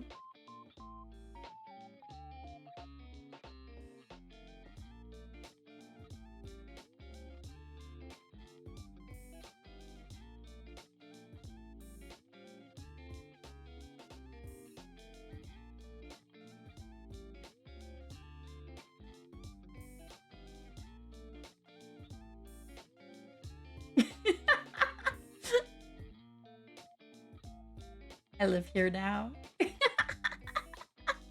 live here now.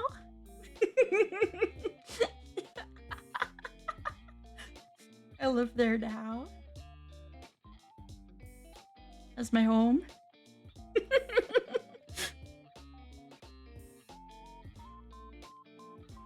I'm gonna sit in her lap. Hold on, I can do that.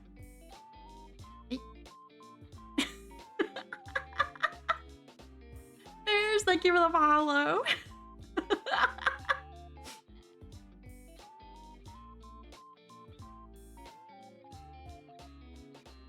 This is bliss. This is bliss. 6'7"?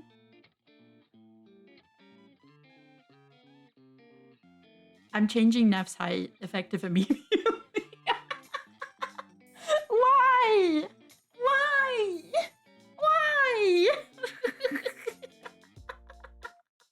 Why? This is so fucked up. This is so fucked up.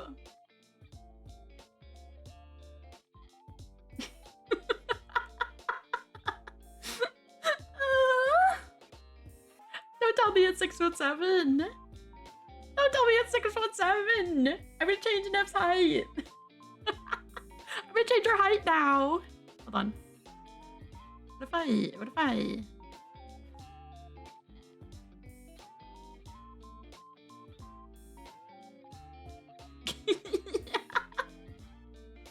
Mom says my turn. Mom says my turn on the Xbox.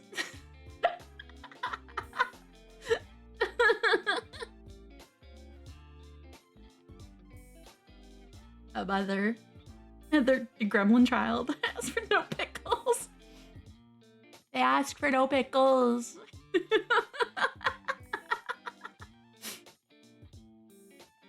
I wish Neff would could rest her boobs on me. Those look heavy. Your boobs look heavy, ma'am. You wanna rest them on my head? You wanna rest them on my head?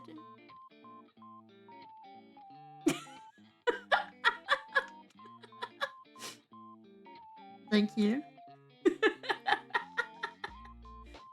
I think one of these days I will definitely, I want to redraw Neff.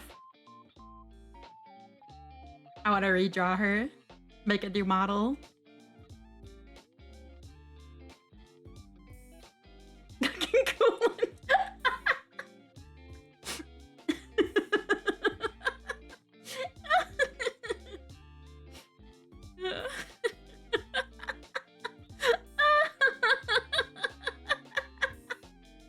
Awesome. I like to watch. I'm gonna put her away. I'm gonna put Nev away. You guys are freaks. I'm gonna put her away. You're gonna lose your Nev privileges. I thought that green thing was at the bottom right corner. Yeah, it's a gecko. Look at him spin. He spin. It's like paper style.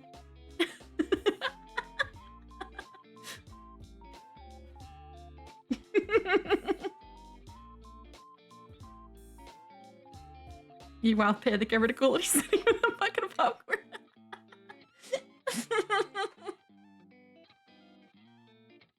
No unionizing. It's not allowed. That's against my rules. It's against my TOS. I'm gonna put myself here.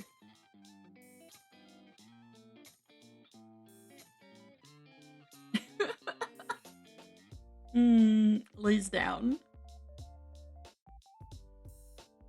The funny thing is, Neff wasn't originally supposed to have big boobs.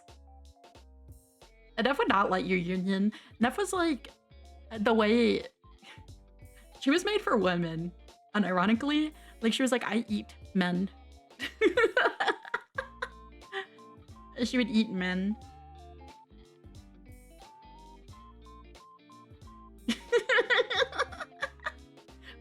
She pretends not to be a spider and lures men into a false sense of security so that she can eat them.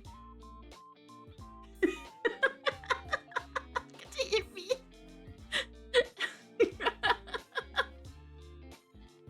Listen, the women are her wives. if they want, I can. But they never can. But right now, I'm available. If they want. But yeah, she lulls people into false sense of security and then eats them. That's why she was not spider. A 3 full bottle, I'd love to. Yeah, I think it would be fun. I think it'd be fun to draw her in my current style. And can you say Jolene with that too? Niffler's meant to it. Niffler's meant to do false sense of security to eat them and Jolene as well.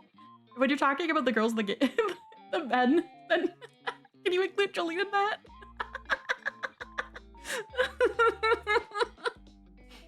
Eat men dejectedly walking away looking. It's okay, I can make exceptions.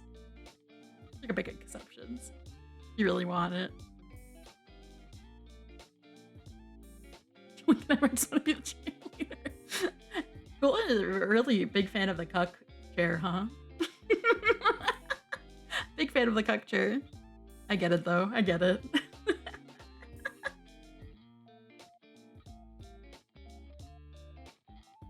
Take what I can get. Like fan like Oshi, right?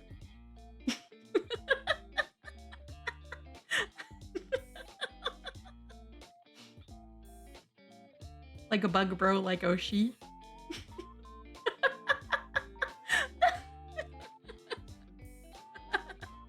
I'm sorry.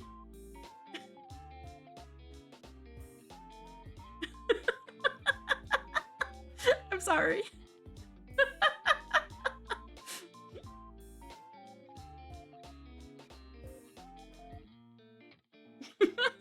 They're cool to redeem. Oh, they were taking for a minute and Neff going, ah, Oshi Katsu. When was the last time you drew a Pokemon, the Pocket Monster, not the human? Which one was it?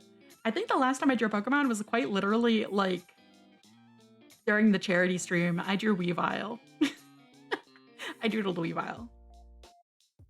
I go... Mini Meowie?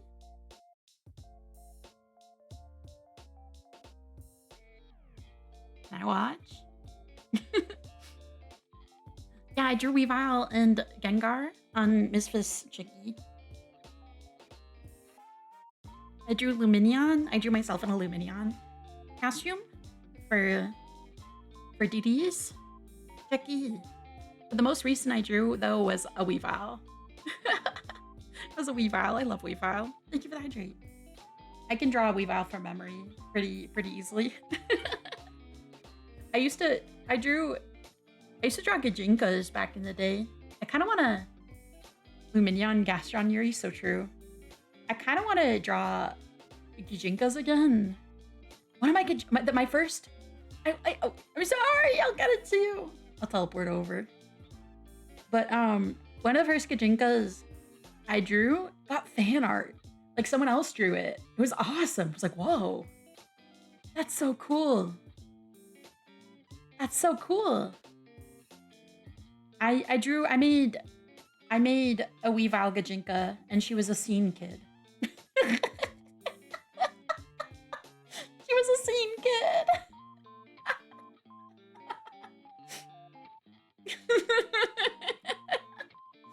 I should draw her from memory. I can't find the art I did. If I could find it, I posted it on Instagram a long time ago and I deleted it. I'm so mad at myself for deleting it. And nuked it off my Insta because I was like, I want it to be more like quote unquote professional. Like that my current stuff. But I'm so mad at myself for nuking it. I also thought it was like really ugly as I got older. I was like, I don't like this drawing anymore. But I'm mad at myself for doing that. What the fuck is wrong with me?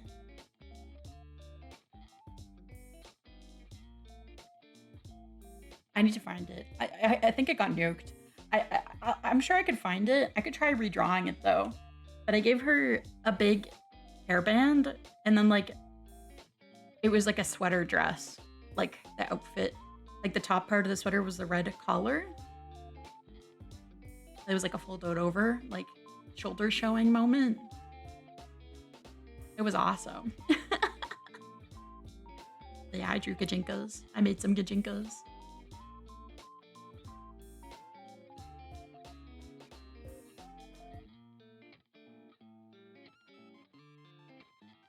I gotta start going. I have quite a few more questions to go through. I need to make sure I get through them. Spinda Gajinka. I could do that. I love Spinda. My best friend, her favorite Pokemon is Spinda. Her favorite Pokemon is Spinda. I think she actually drew a Spinda Gajinka. I think she did. Spinda's a good Pokemon. I love that Pokemon. It's cute. My favorite, like, weirder, I don't want to say weirder, but like less popular Pokemon is Maractus. I love Maractus so much. And Purugly. I love both of those Pokemon. A lot. a lot. Maractus is just silly. It's just silly. I love that little guy. I also really like Lurantis. I like Lurantis a lot as well. He's a little guy. He's a little dancing guy. I have a sitting cutie. The Maractus one. Lurantis is really cute. I like Lurantis a lot. Easily one of my top favorite Pokemon of all time. Banette is one of my favorites as well. Always has been. There's a lot of Pokemon I really like. I think I did the sorter. A while ago. I'll probably resend it at some point. I'll share it with the class again.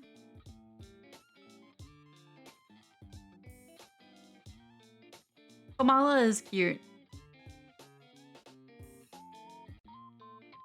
Just giving Nihilego a bad rap because that's my I love Nihilego. What else sitting cuties? I have Weavile, Sneasel, Jirachi.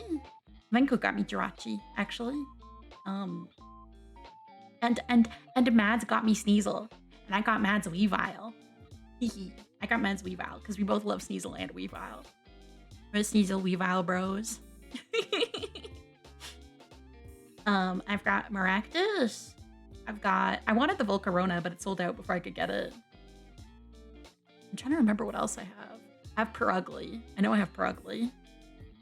I tried to stick with like really niche favorites with the sitting cuties. Like ones that don't get plushes. Sneasel and Weavile aren't a part of that, but I love Volcarona. I love Larvesta too. I want there's like a life-size Larvesta plush. I want it. I want it. It's like $600. It's huge. I want it. Vancouver added permitted term, my little gay. Yeah, it's huge. It's huge. Hold on. Life-sized Larvesta plush. I want it. I want it so fucking bad. It is. It is. What did it say? 35.5 inches, and it's $540 US. Look at it. It's so big. Look at him. I want him. Slithering is also easily in my top like 5. My lips is full. I want it. And Jolene with your Gardevoir, I know what you are. I know what you are. I wanted the Vaporeon one, but not for pervert reasons. I'm one of the few Vaporeon fans that hates the copy pasta. I hate the copy pasta. Vaporeon is always my favorite Eevee-Loo, okay? Is the Pokemon Backpack Shoulder Belly? Didn't. My love for Vaporeon is normal. But copy pasta, I'm not saying it. Me too, fuck you. Fuck you. It's so tragic. Vaporeon's always been my favorite. It's always been my favorite since I was a kid. I love it. It's cute. Me with Gardevoir too? You mean your wife? You mean your wife? Vaporeon Shiny is really good too. Another Pokemon, another Eevee-Loo that has grown on me a lot is Flareon. I feel bad for that Pokemon. I feel bad for him. I feel bad. He has no moves. He has no moves. I tried so hard to make a competitive Flareon. I tried so hard to make a competitive Flareon. It didn't work. It didn't work. Oh, those are so cute. The Sprigatito. Ah! And the Whimsicott. Oh my god. Oh, this little poke is so cute. Flareon, I feel bad for that Pokemon. It's one of the Pokemon I started loving because I felt so bad for him. I felt so bad. It has no moves. Literally, running Toxic on it is like worthwhile. Poor thing. It's not a staller at all. Like, this is not a Pokemon that you should have as a Toxic staller. What was it? Fucking Smogon. Let's see. Let's see. It's gotten more moves since I used it. It got superpower? It got superpower since when?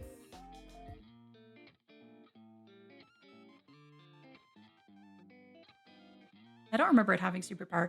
Yes, okay. So I tried it in black and white. That's when I tried to make a competitive Flareon. It ran Wish, Protect, Lava Plume, and Toxic. Because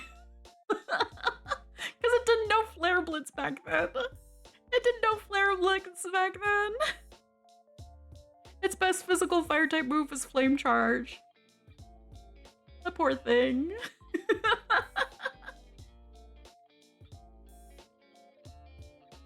Maid dress for mine, you should. Make it hook you up. What do you mean? I sold my maid dress.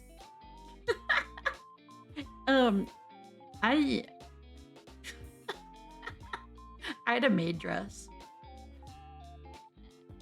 in high school. Because we did a maid cafe. Our anime club did a maid cafe. Our anime club did a maid cafe where we watched a Ghibli movie to try and get more people to join the club. And like people were dressed as like maids and butlers, and I was in a maid outfit.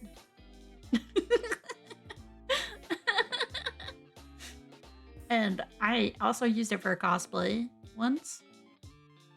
And then I was like, I'm not gonna wear this again, so I sold it.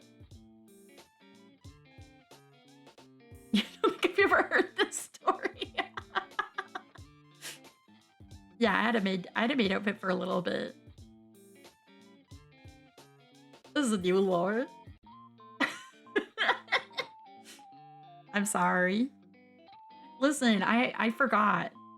You saying make an Akiopulan, it activated the sleeper agent inside of me. It activated the sleeper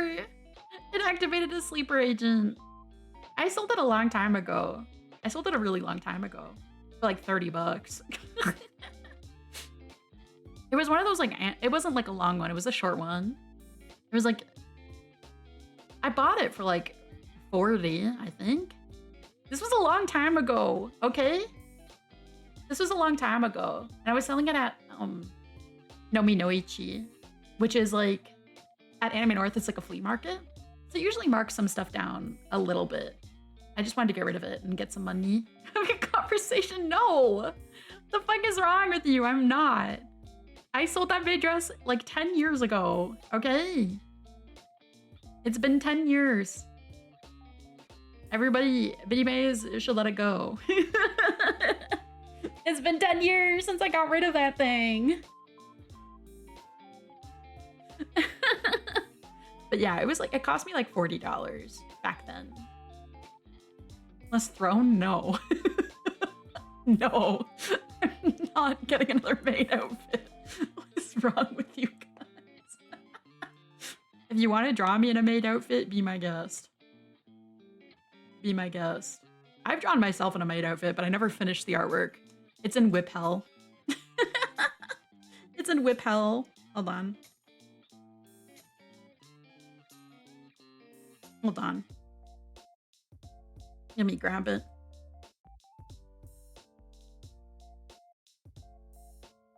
Oh, I also started drawing Bunny May a long time ago and I never finished it. And Waki. I have a Waki May in here too. Wow. Butler outfit. I feel like I'd get too hot. I would wear a butler outfit though. I run warm. I have so much like lewd May art. What the fuck am I on? What's wrong with me? Hold on. Hold on. Where's the maid one?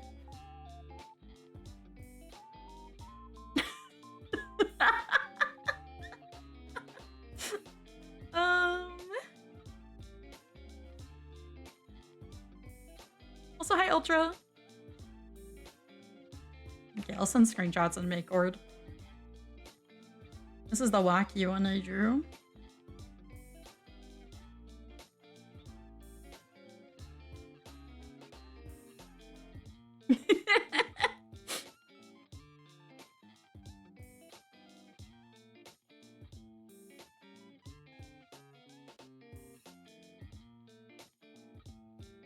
Here's the Bunny May that I never finished.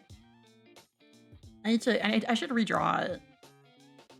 It was for Easter last year. I never finished it though.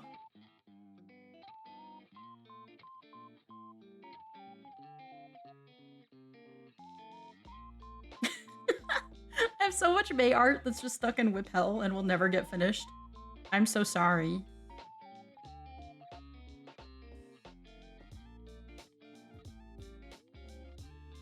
I have a Valentine's May that I never finished. You can see that I have my pencil sketch.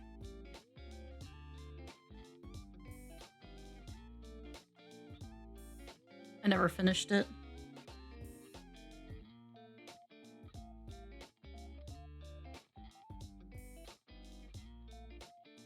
I was literally started bleeding earlier. Let me find... I'm trying to find the one... Oh, there's the maid one. Baby, no!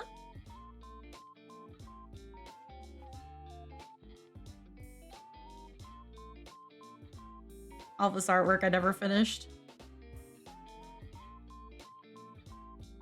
There's a maid one. I did find it.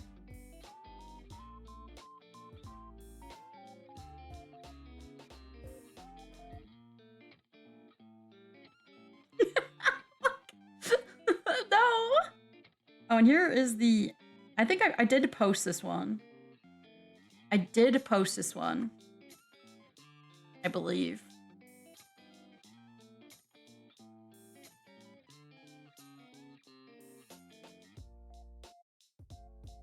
This one needs to be spoilered as well. This one was finished and posted.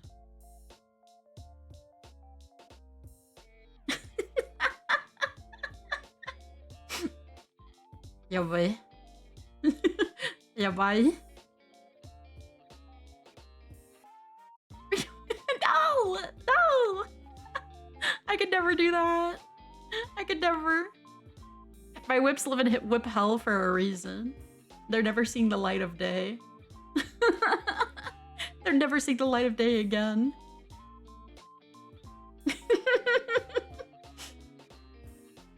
Rest in piss. Maybe I was looking at the made one the other day, like, huh, maybe I should finish this. That's what you think. What do you mean?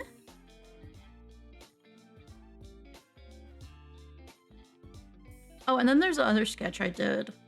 This was finished though, or as finished as it was gonna get. Because I was just trying to practice drawing like a textured dress.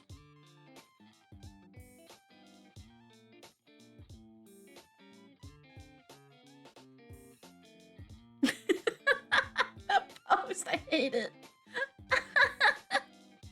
Because I'm distracting D&Ds. Stop playing D&D. Stop playing D&D. What the fuck are you doing? I'm kidding.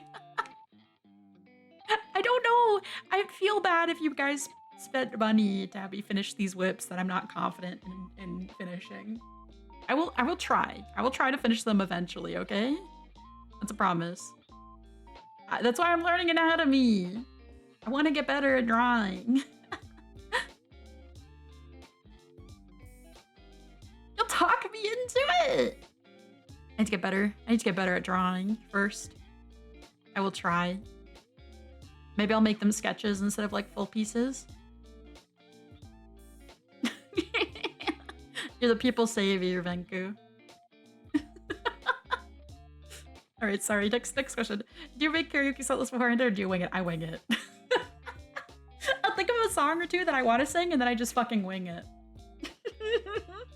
It's been like that the past few karaokes I've done. Colin! Oh, finished WIP be upon ye. Colin, what is wrong with you?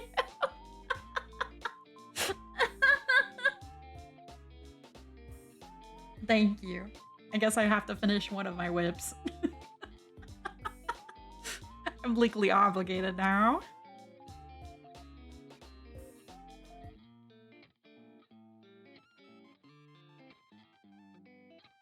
The Wakiyuan wasn't really a whip though, that was just a sketch. So there's nothing to finish for that. You go to do karaoke, like, what should I sing? Yeah, literally. I made an eclectic playlist for my first one, and then I would just like kind of wing it. I winged it. I kind of just wing my karaokes. I should. It's funny because afterwards I think of songs I should have sung. I'm gonna start writing down songs I want to sing like a little more often.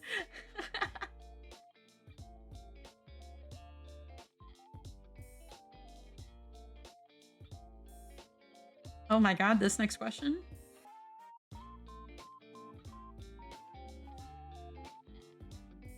This next question is, as it goes, yeah, vibes based. I try to plan things, but I always forget things as I'm planning, and then I forget them after.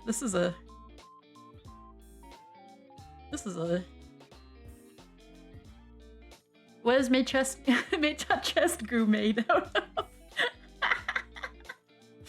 The same as my tail goop. The same as my tail goop. You guys have seen the one that Pudding did, right? Once I feel confident in rigging, or I can afford to pay for a better rigger or whatever, then I would really like to get my OG design. I just didn't feel confident in it. I just didn't feel confident. Just go and tickling the rib. What? Taking a rib? That's eroi. That's so ero. That's so ero. What the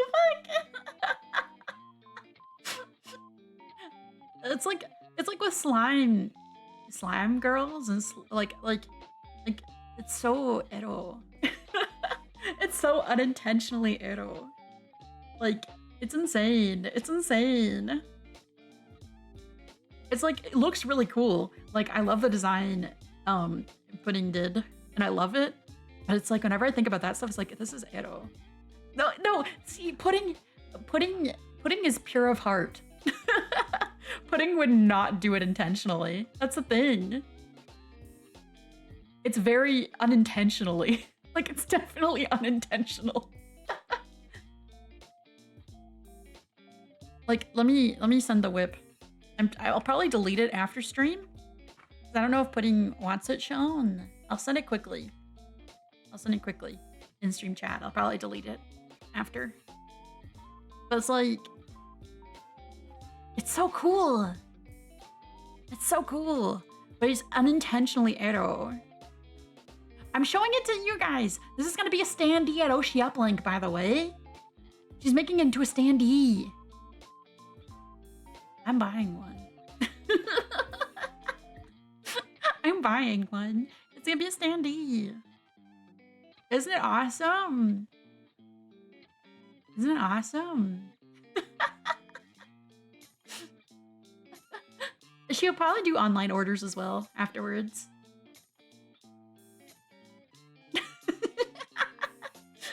She'll probably put it online afterwards, I think. But yeah. It's a standee. It's very cool.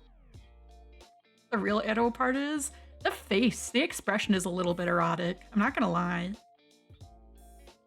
It's the thing is Pudding draws really cutesy stuff. Like her stuff is not Edo at all. It's unintentionally Edo. Like I'm being so serious. It's not intentional by any means.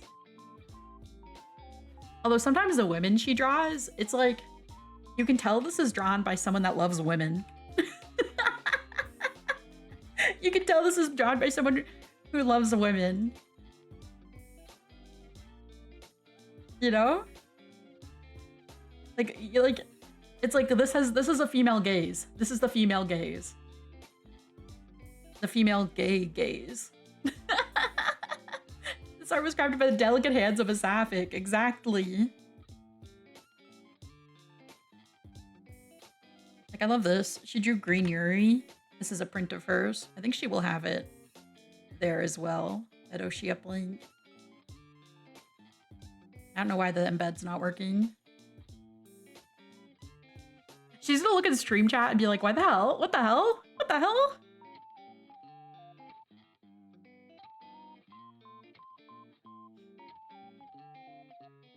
I love the way she draws women.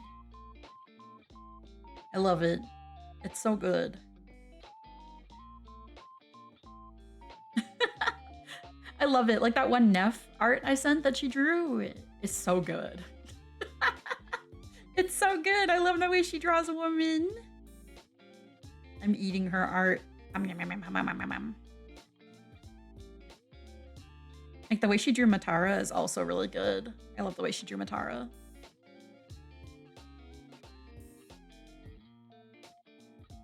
I love the way she drew Matara. I love pudding art.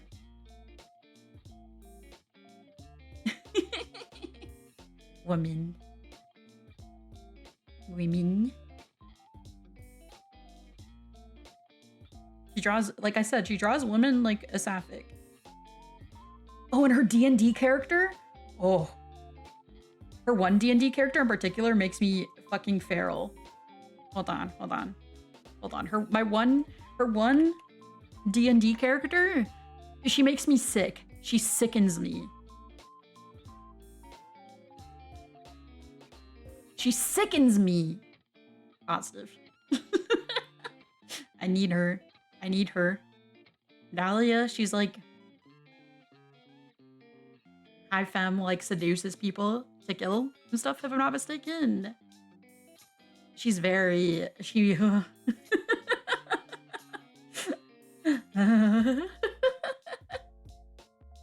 sickens me. El pudding art. Versus tiefling, yeah. Isn't it so good? Dahlia also has a stupid boyfriend, a stupid clown boyfriend. I love that. Dumbass, stupid himbo. It's awesome.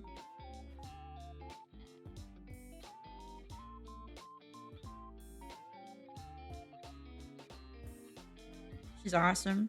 I love pudding. Anyways, enough talking about the love of my life. Um, favorite Oni show pairing. Oh, thank you for the hydrate. I sorry, I had that closed for a second.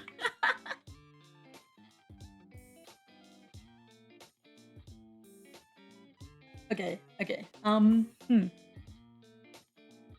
Last Jolene call an ambulance. Oni show.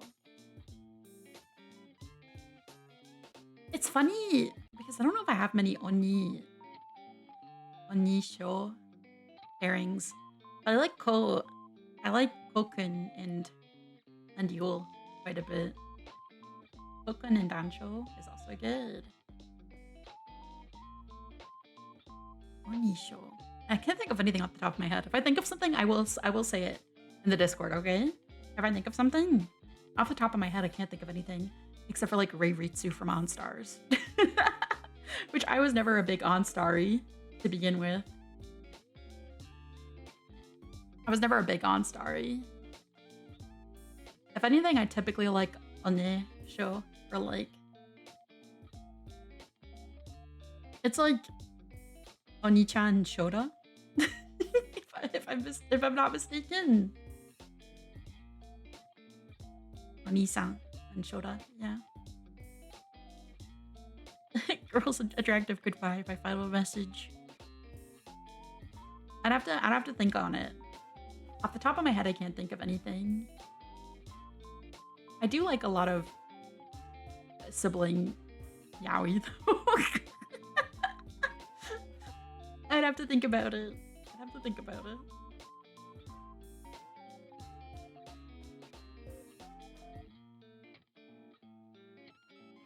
I did get another question about my design, but I did kind of go over it.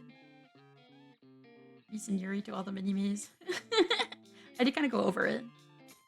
It was mostly putting in mads helped me a lot to finalize like the concept and design. My original design had like big pigtails. Did you read Kisek 6? I watched it on YouTube in parts. I watched it on YouTube in parts.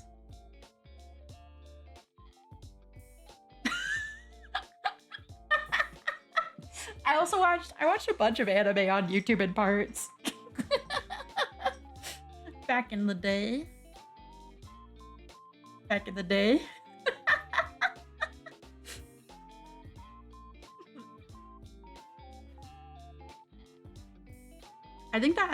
think that shows my age quite a bit.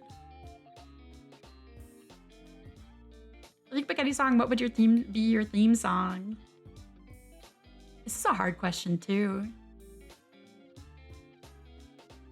At this point, it has to be metric, right? It has to be a metric song. I also quite like PH. I think if I had to pick a song,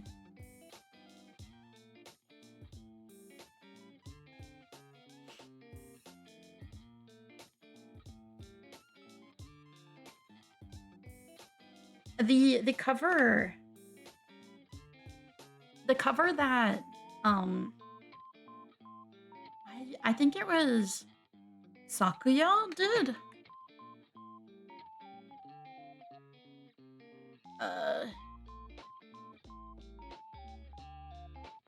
It was really good. And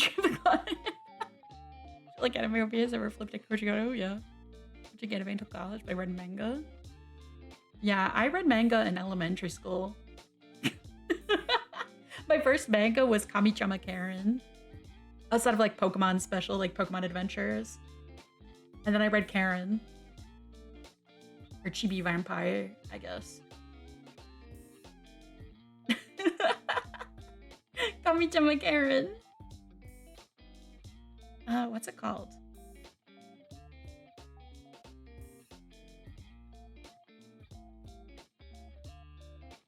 Tsukoya.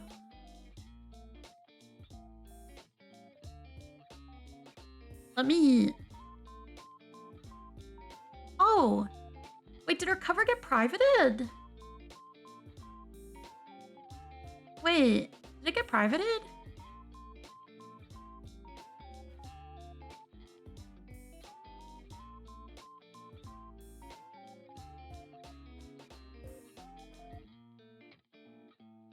don't know.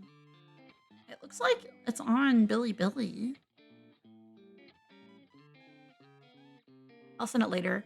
I think that song, if I had to pick anything, it'd probably be that. It's pretty good. Going back and finding out the book One Adventures That Made Us. Yeah, it's good. It's you know, I've read the Zelda comics too. There's a bit of the Zelda manga, and I never played Kingdom Hearts, but I had the Kingdom Hearts manga. I had a couple books of it because my mom bought it for me because she's like, look, Mickey Mouse. I had no idea what was going on, but I enjoyed it.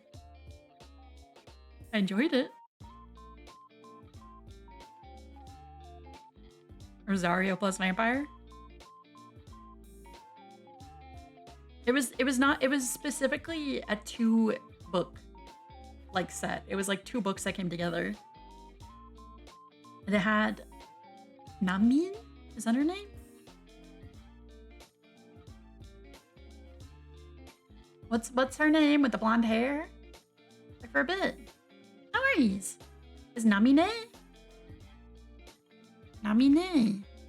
Yeah, I was gonna ask her about Namine. H manga.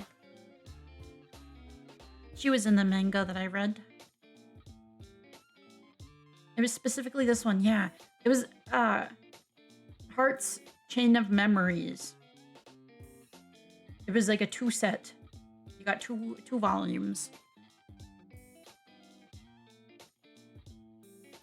Frozen.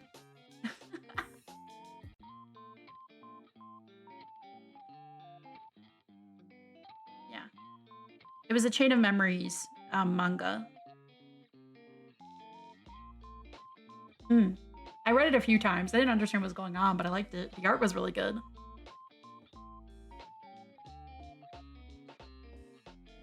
Oh, this is crazy. Okay. I still have some questions to answer. Okay.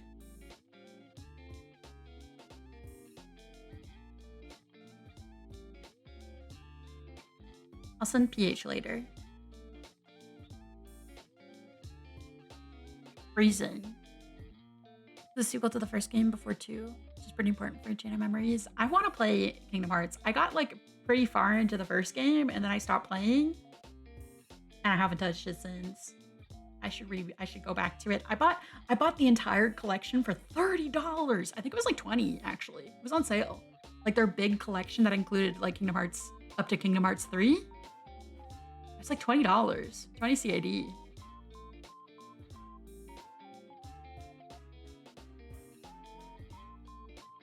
It was awesome.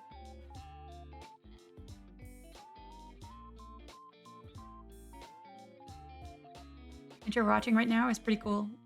Love the stand design. You should share it. When looking at a group of characters, what design elements make a character stick out in your mind? I've been known as a glasses pervert. I'm a Megane freak. I'm a big Megane freak. When I was in elementary and high school... Oh. What the fuck? I'm a big Megane freak. Like when I was...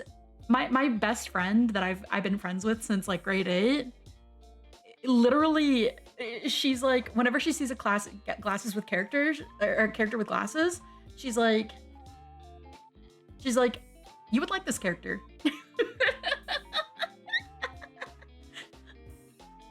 You know? She knows me as like a glasses pervert. Like literally. I've known this girl since grade 8 and she knows me as a glasses pervert.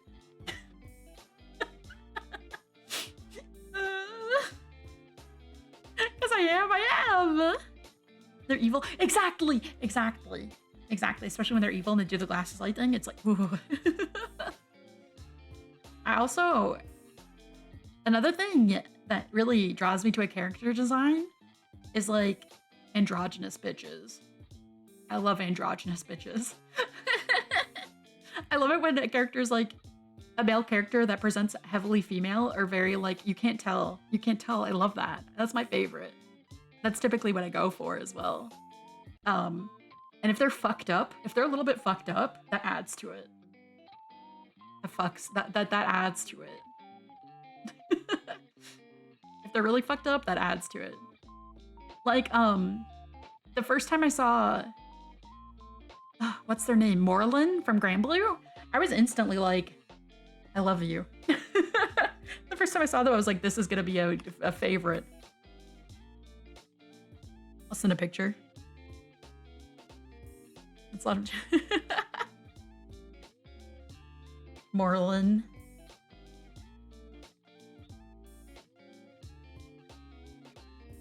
They're also just like non-binary, like unironically non-binary. They go they them pronouns used.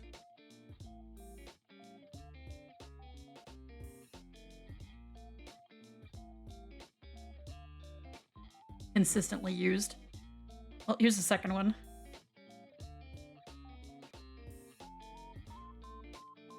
It's because they were brought to life from a weapon. They were brought to life from a weapon. So. And they basically, their touch corrodes people. Their touch corrodes people.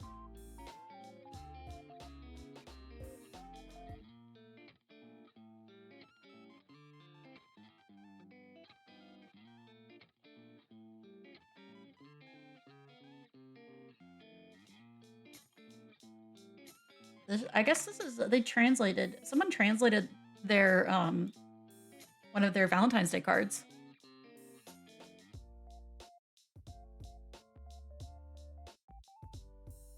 I love Moreland. The Accordance, yeah. The Accordance storyline's so good.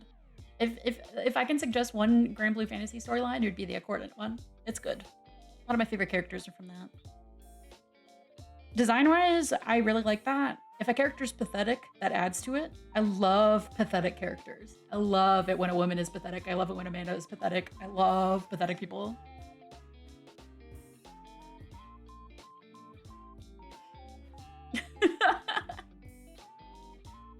What makes this guy blue is great, okay? I think that's like the first thing you should read if you're gonna play Granblue. Like, but I think it's like the Accordant stuff is really fucked up. And I'm a big fan of really fucked up stories. And there's Yuri. Canon Yuri. The first on-screen kiss in Granblue Fantasy is between two women. It's between two women and it's in that event line. And it's toxic Yuri. And it's toxic Yuri. They are horrible for each other. They're each other's sole reason for living, but also they want each other to die. It's awesome. Yeah, anyways. Like there are literally married couples. Romeo and Juliet are in Granblue Fantasy. Literal Romeo and Juliet. They had an event where they got married. No kiss CG. Frickin' Kupitan and Tristet have a CG of them kissing. It's the very first time we've had a CG like that in Granblue Fantasy. And it was fucking toxic Yuri. It was toxic Yuri. I love whatever the Granblue Fantasy writers are on. Should have been Song and Silva, you know, fair. But like, yeah. Like literally one of them, it looks like an angel and the other one looks like a wolf. And the wolf was like, I want to rip your wings out of your back. I'm gonna tear your wings off.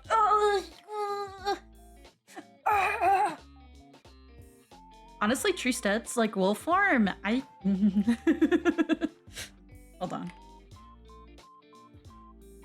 Hold on, her wolf form. I'm a furry. I can't even deny it.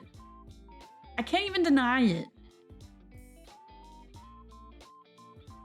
Okay, have a good sleep. Is there a picture of it? Can I find it? If anyone can find a picture of Tristet's, like specifically her wolf form, please send it. You got me? Okay, thank you. There's a bigger one. Isn't there a bigger version of it? Hold on. Where's the full image? You're looking for it? Okay. Thank you. If not, I will go into the game myself and find it. Just to send it. Kupitan. I will go there myself to find it. But Kupitan is like so mentally ill. She's so mentally ill. Yeah, no. She literally in her summer alt, she's like, hey, I'm gonna take you on a date and pretend you're Tristet the whole time, okay? So I can prepare for like my date with Tristet whenever I find her. And she's like literally like convinces herself to like that you are Tristet.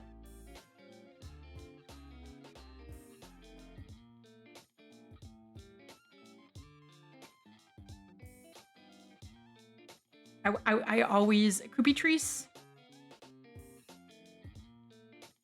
makes me sick. She is like yes, thank you. Nosika, thank you. Everyone check stream chat Maycord now. Everyone check stream chat Maycord now. Right now. It's the full one. I don't know where you found it.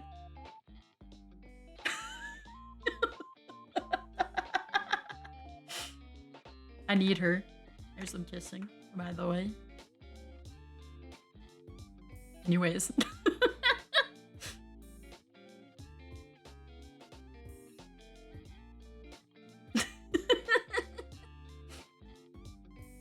I love her. I love them. The Corden storyline is so good. It has Yuri. Anyways, I need to get through the rest of these. I'm running out of time. Lots of things are happening. Do you like musicals / plays? If so, what are your favorite ones? I have loved musicals. I've seen a lot growing up. I used to go to musicals all the time. And in Toronto, there was like this specific guy named Ross Petty. And he did a play every year. And he always played the villain. And he always played a woman. Like he would always gender bend the villain into a woman and then like play her. It was awesome. It was awesome. And we went there like every year for a while when I was a kid. It was very fun. It was just like retelling of classic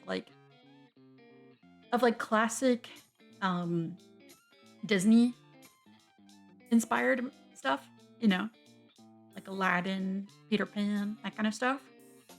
But it was like jokey. It was fun. It was always fun. As far as musicals I've seen The Sound of Music. I've seen Wicked, which I love Wicked. I love that musical. I haven't seen the movie yet, and I'm kind of afraid to. I have such a soft spot for the musical. I've seen Cats. I've seen Les Mis. What else have I seen? I feel like I've seen a lot more. They're pretty good for what they are. I heard Ariana Grande's rendition of Popular, and I was like, I'm not about this. She's trying too hard to be Idina Menzel. I think I have seen Phantom of the Opera, actually. I've seen a lot of classics. I saw Mamma Mia as well. That was fun. I think I've definitely seen more. Can I remember them off the top of my head? No. But I love musicals. I really love musicals. They're fun. I want to start going to them again, honestly. There was one that was ongoing recently that I wanted to go see. I'll have to look into it.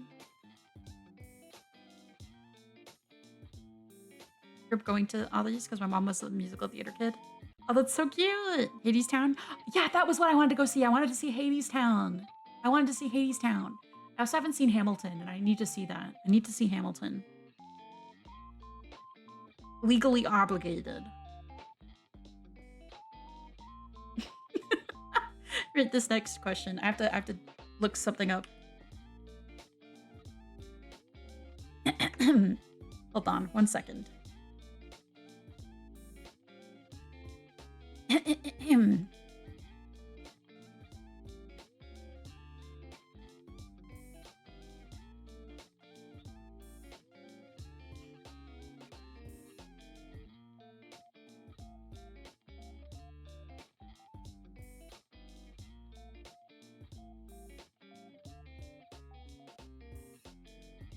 Hello, May. Can you sell me on FF14? I just love it when you say the thing. Did you know? Did you know that the critically acclaimed MMORPG Final Fantasy XIV is a free trial and includes the entirety of A Realm Reborn and the award-winning Heavensward and Storeblood expansions up until level 70 with no restrictions on playtime? Did you know that? Sign up and enjoy Eorzea today. Sign up. Play Final Fantasy XIV now. Did you know? The critically acclaimed MMORPG. Hold on, I'm gonna put Duff away. Hold on, I'm sorry, Duff. Goodbye. I will bring you back at some point.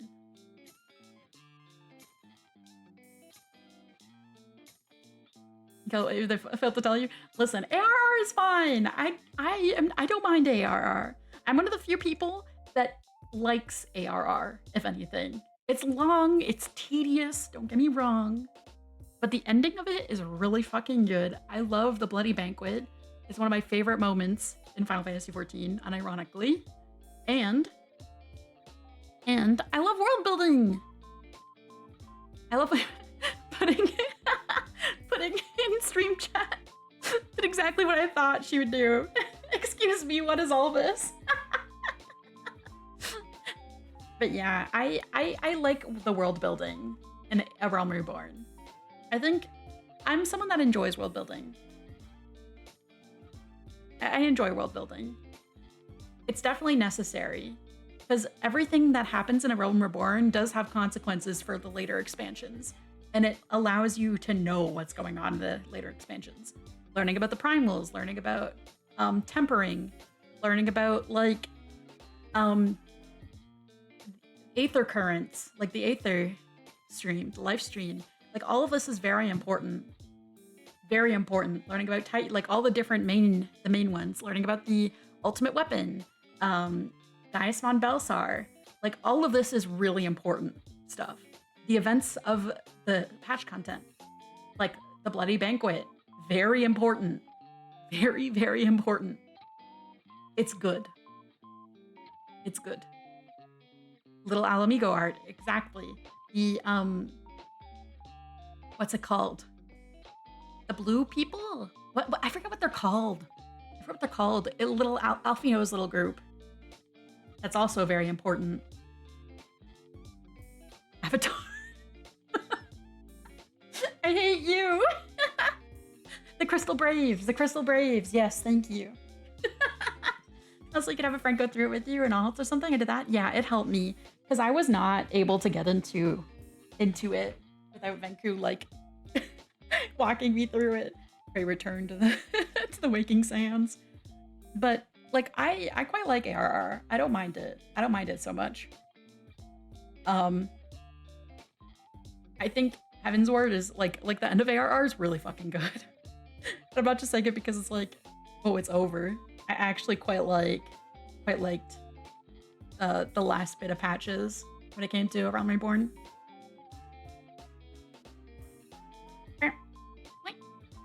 Okay. I'm sorry, I couldn't remember. I'm stupid. Help me, those blue people. Yeah. The story, if I have to say, specifically Shadowbringers changed me fundamentally. Like, I'm not even kidding. I sobbed so much during Shadowbringers. I am a changed person. Like, I'm not. I wish I was kidding. It's one of those games that really sits with you. It's one of those expansions that just really fucking sits with you. It changed me a lot, ironically. Gaia. That's my lesbian. That's my lesbian daughter. I love her. She's cool. I genuinely want to learn. She's really cool. That's Gaia is in Shadowbringers. She's a lesbian.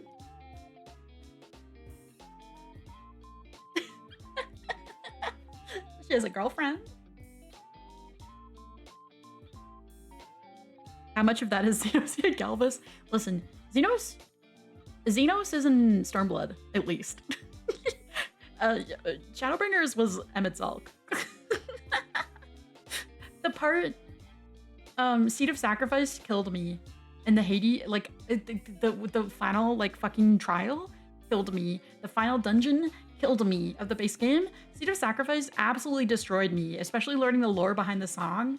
Whenever I hear that song, I cry. Evenko told me the lore of that song and it made me sob. It made me sob like a baby. The fact that Soken wrote that, a song about like death can take me, heaven, like hell, while he was fighting cancer? While he was fighting cancer alone without telling anybody. Hell take me, heaven can wait. Yeah, it kills me. It kills the man. It kills the man. It kills me. That song fucking broke me. But at the end of that, with the gay little, I was sobbing. I was fucking sobbing. Not on Chud, but just a bit. Omega is yaoi. Omega's great. I love Omega, but like that raid series is old man yaoi, and it is made for me. It's like it has old man yaoi, and it was made for me.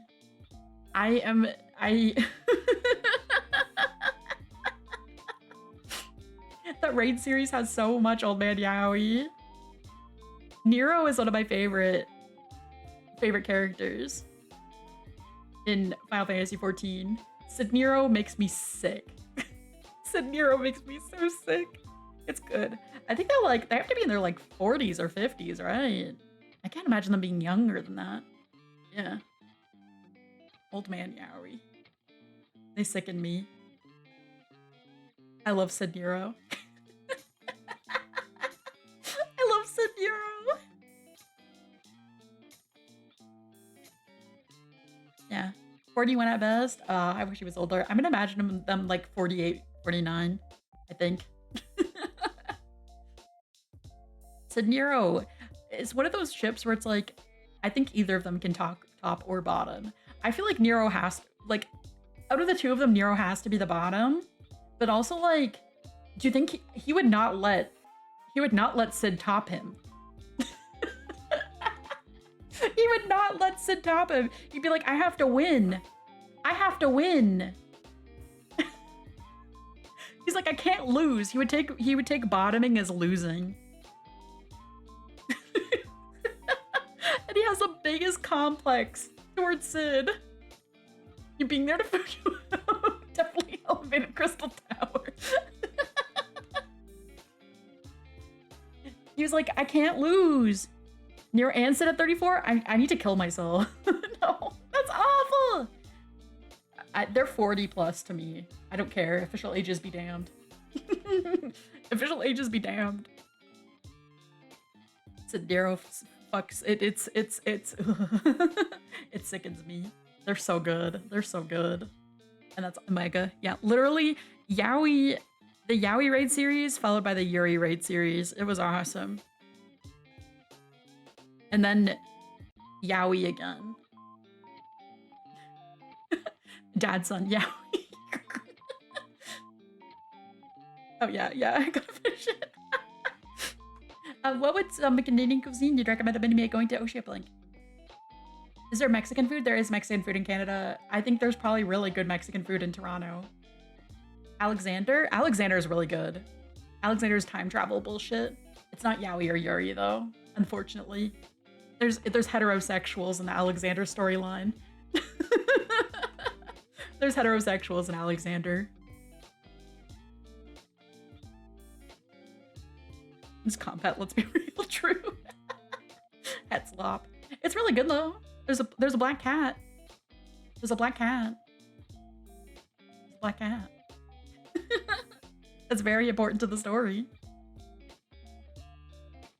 Yeah, there's Mexican food in Canada. I don't know which good places there are in Toronto, but I'm sure there are. Like, Toronto is a very multicultural city. It's very multicultural. And I know there's good food for like anything you can think of in Toronto. As far as I'm trying to think. If it's food you should definitely try. We didn't what the fuck? I haven't tried anything there. The cat there's a yeah. It's good. Yeah, if you want to be shitting yourself all day at Oshi Uplink, get a farmer's wrap and an ice cap. Do not, genuinely though, do not get those together. Do not. Oh, it's like the combo from hell. Get one or the other, not both, okay? The poop man. You're gonna get visited by the poop man. You're gonna get visited by the poop man. Food I think you should get. Doesn't always, but just usually. Exactly. If I can recommend any specific Canadian cuisine, get good poutine. Get good poutine when you're here, okay? Don't go to New York Fries and get poutine though. New York Fries is like mid. It's mid at best. It's a Canadian. Canada has a lot of restaurants that are like named after New York, like American places, like Boston Pizza. With Boston Pizza, New York Fries. I thought we did get poutine. I'll joke about poutine. I haven't. You gotta go to the greasiest place. I thought you didn't want poutine. I don't remember you wanting it. Next time Venku comes to Canada, I need to get him poutine. But you gotta go to like some hole-in-the-wall ass place. I love, you need to get good poutine. Yeah, okay, yes. The video you sent, fucking Colin, is so good. Good poutine. You need to get that while you're in Canada. Also beaver tails. You need to get a beaver tail. I'm poutine. Guy who is sexually attracted to food. I'm poutine my penis in the food.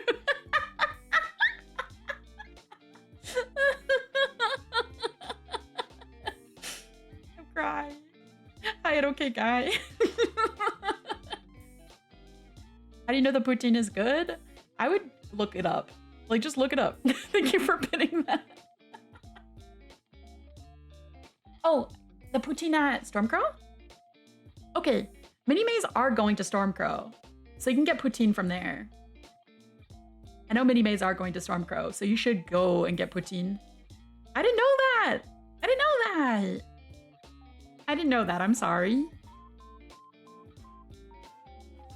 I didn't know. Otherwise, we ate somewhere else, I think.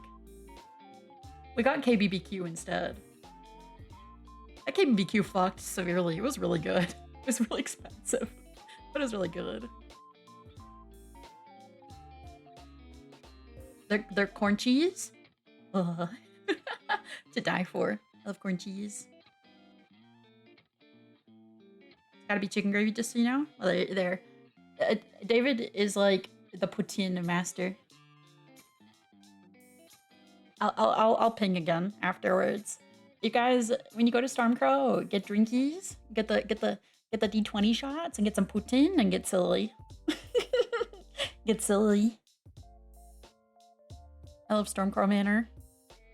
That place is awesome.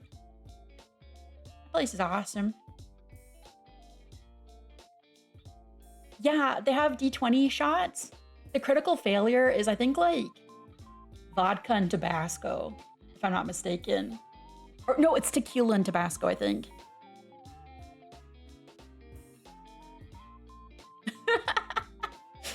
The 20 is like a double shot and you get a free shot glass. Quote unquote free. You get a shot glass. I think that's what it is.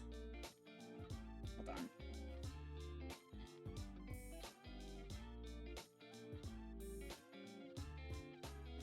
That's my favorite place. I've only been there twice, but I love it. But I love it. Oh yeah, they did change stuff. I forgot about that. Random shots. Critical miss. Yeah, Epsilon, Reposado, Tabasco, and Tiamat's Bile. That's what that is. That's what that is. That's what the critical miss is. Yeah, but you roll the die, and you can choose to re-roll it. They allow you a re-roll if you really, really want to. Depends on how nice the server is. I think they allow you like one re-roll per like sitting. Yeah. Yeah, or it's $1 extra if you want a specific shot. And the critical hit is a double shot.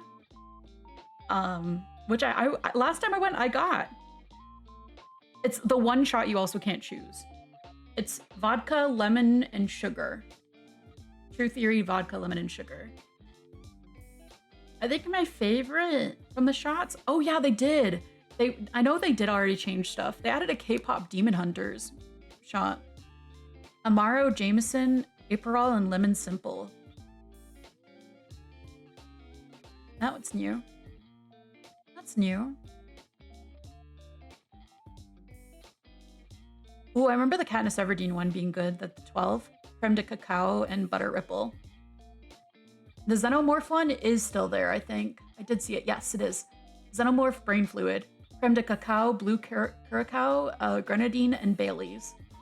That one's pretty good. That one's pretty good. I think the second one was good too.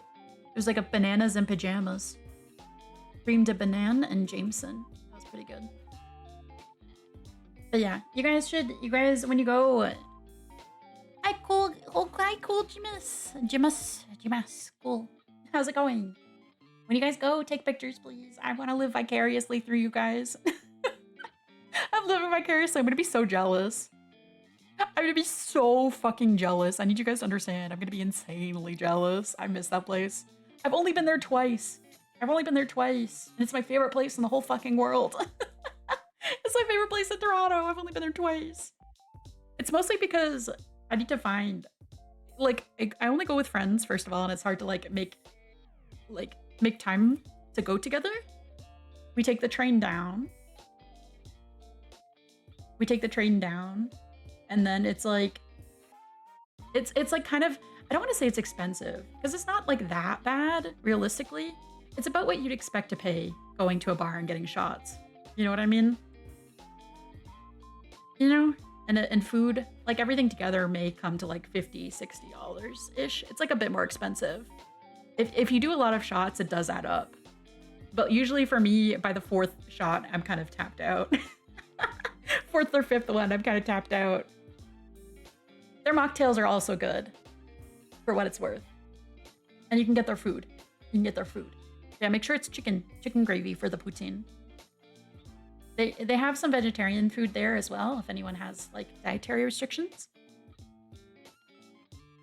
But it's like making a date out of it, like figuring out a date and time to go with people is kind of like difficult, especially because it's a bit of a, like I drive myself places usually, but because I'd be drinking, I have to have someone drop me off and be able to pick me up afterwards from the train station. And I like to go with a bit of a group, like at least like 2 to 3 other people, probably 3 other people. Otherwise, it's like, I don't know, it's safer. Like being woman TM, it feels safer to go in a bigger group. Not like a huge group, but at least like a group of 4 is pretty solid, I think. Especially in like a big city, yeah. But Stormcrow is in a really good area. It's in the gay village. It's in Gay Village. Like, it's literally called Gay Village. It's in the Gay Village. It's pretty cool. It's a cool little area. Yeah, you do. You'll have to probably take a subway to get there and then walk. It's in the Gay Village. I did make a Google Doc, which is pinned in Meetups Cons, for like everything though that I'd recommend when you're in Toronto, both food-wise and indie wing-wise. So you should check that out.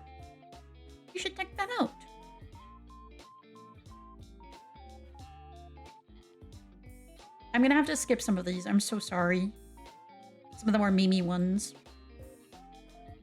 This is gonna be difficult for me to answer too. It'll probably be a short answer. If you had to write / illustrate your own Yuri manga series, what would the plot be? Problematic. Toxic Yuri. One of my favorite Yuris has like a cheating in it. I think it's called My Girlfriend's Not Here Today. I love that. I love that Yuri manga. I love that Yuri. It's so good. Ugh. Toxic Yuri, my favorite. Toxic Yuri, my favorite. Fucking banger. It'd probably be something like that. I'm not good at writing and I'm bad at coming up with like creative stuff, but Toxic Yuri. Toxic Yuri is awesome. I love it when women are like awful for each other, like they're incredibly bad for each other, but they still stay together regardless. Thank you for the hydrate. I also really like Asami-chan's into lesbian brothels. That one's also really good.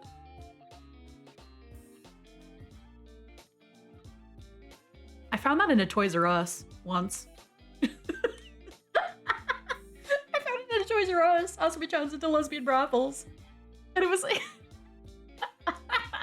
It was unwrapped. It was unwrapped. One of them was wrapped, the other one was unwrapped. So somebody was in the gaming area, gaming / mega section, and they unwrapped it and read it there.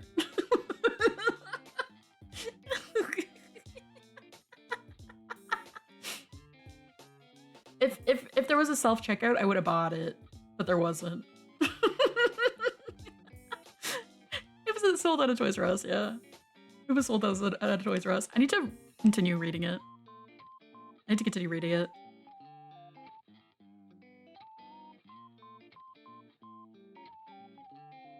And ironically, I think new chapters have come out since last time I read it. This next question is kind of hard.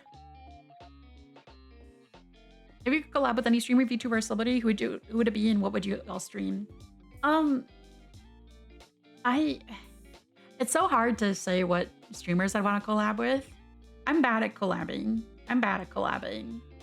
I think I've realized. I struggle to get words out. I struggle to talk and bounce off of people. I feel like I think it's fun, but I feel like I struggle with it a lot. I haven't done many collabs though, so I guess I can't really say one way or another.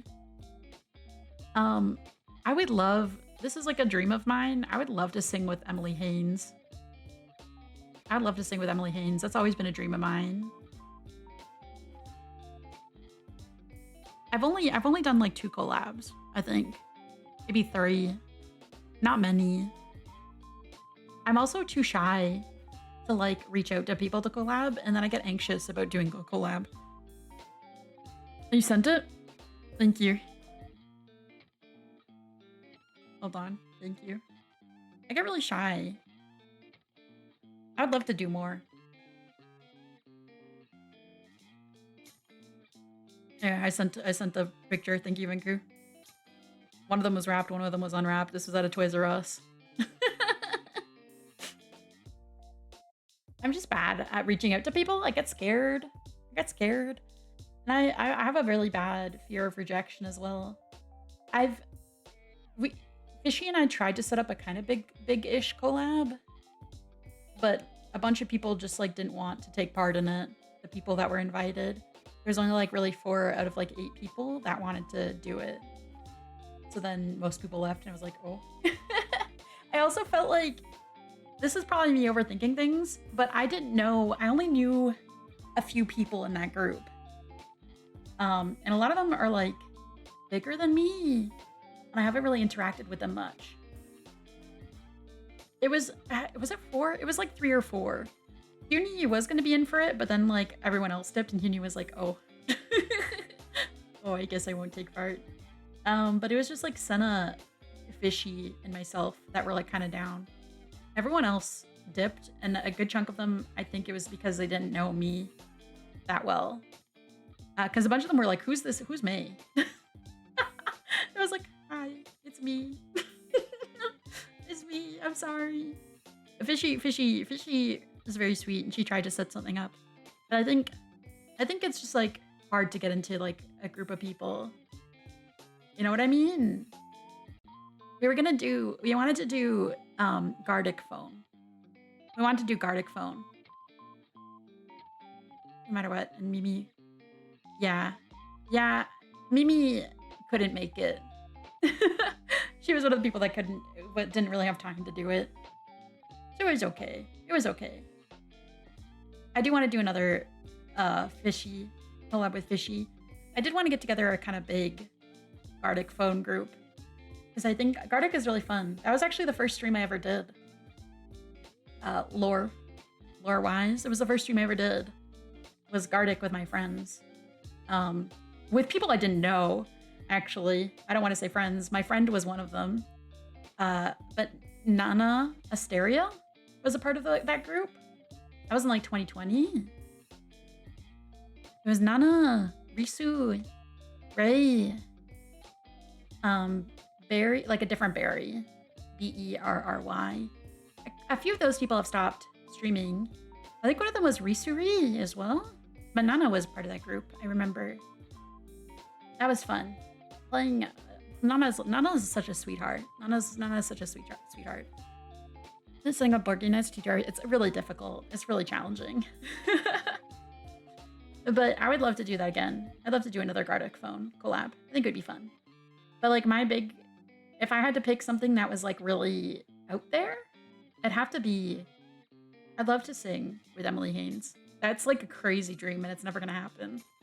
But I'd love to. I'd love to. I'd love to sing with her. She's like my biggest inspiration and someone I've always looked up to.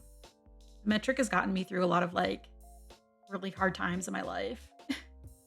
And I would give anything to be able to sing with her. It would be awesome.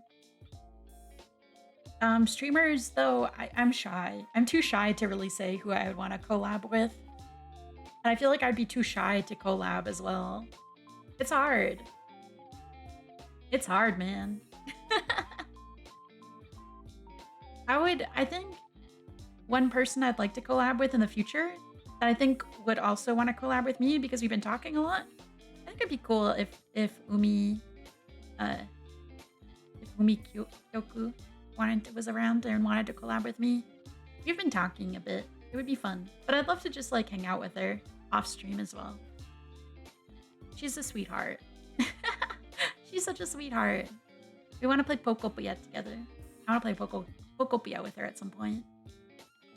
She's very nice. I'm really shy, so it's like hard for me to reach out to people. Like I really struggle to reach out to people and talk to people in general. And I think it has to do with the imposter syndrome a bit. But I always feel like, because I'm such a small streamer, I always feel like people are going to take it the wrong way when I want to be friends. If that makes sense. You know? If that makes sense. I have that big fear that people are going to take it the wrong way. Even with people that I'm technically friends with. Technically. I feel like they're going to take it the wrong way. So I don't like I don't like doing that. I don't like doing that.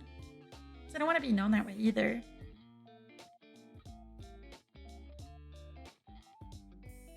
It's scary. Talking to people is scary. It's scary. Like I remember when like I love Fishy. When she made the group chat, my heart was beating out of my damn chest. I was like so fucking scared.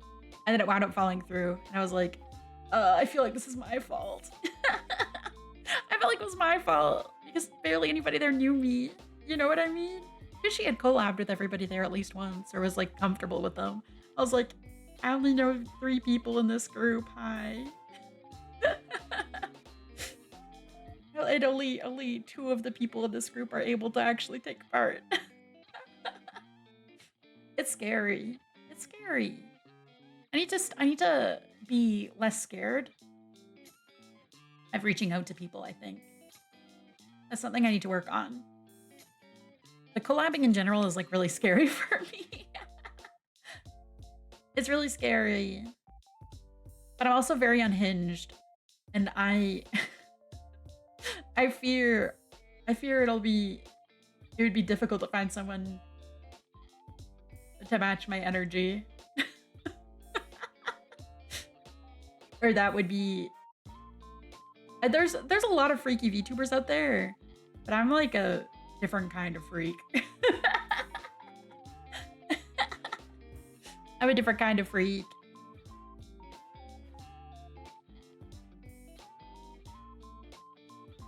I'm a little bit like open about stuff. I do think once my oomph, Rin is working on a VTuber model and I'm very excited. I want to collab with her someday once she finishes it. Yeah. I don't want to intrude in there. Yeah, that as well. Thank you for the hydrate. Once Rin is ready to debut, I want to collab with her so we can talk about Pokemon. I'm gonna get her talking about Kieran.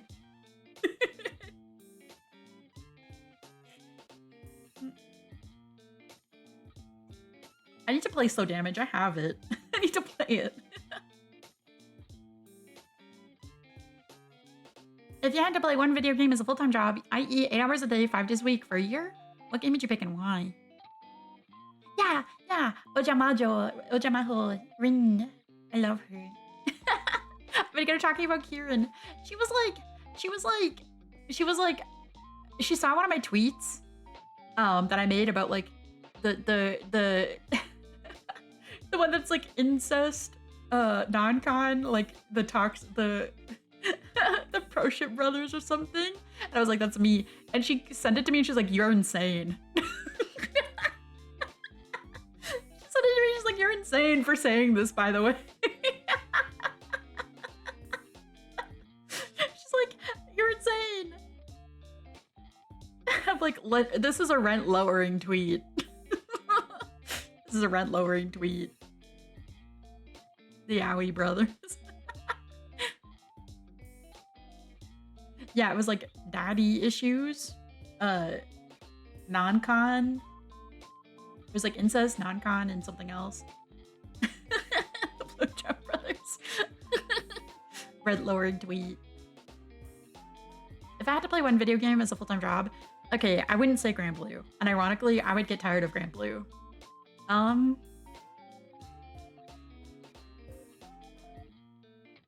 Fantasy 14, unironically. I think there's so much to do in that game that I wouldn't be like, I would get tired. I'd get tired, but I think there's just a lot to do and I have a lot to level up in that game. I don't want to play it. I want more content. I could start from the beginning as well. I could restart my whole account. I could level everything up to 100. I could level everything. Like there's a lot I could do in that game. I just have too much to do right now. I would play, but somebody doesn't have a sub.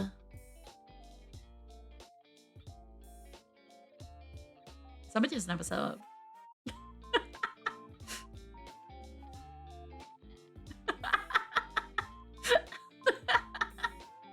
But unironically, it was Con Crunch. I got into conventions and I had to stop playing. I would go back. I think that's a game I could do. Old school RuneScape? Yeah. Yeah, I think that would be any game where it's like easy. Calm down. I don't like, I could learn how to do savage raids. Like there's so much I could do in that amount of time. You know what I mean? I think that would be the easiest. Grand Blue, fuck that. It sounds like broke. No, that's not. You don't have a sub because I'm drawing. There's no reason to pay for a sub if I'm too busy to play.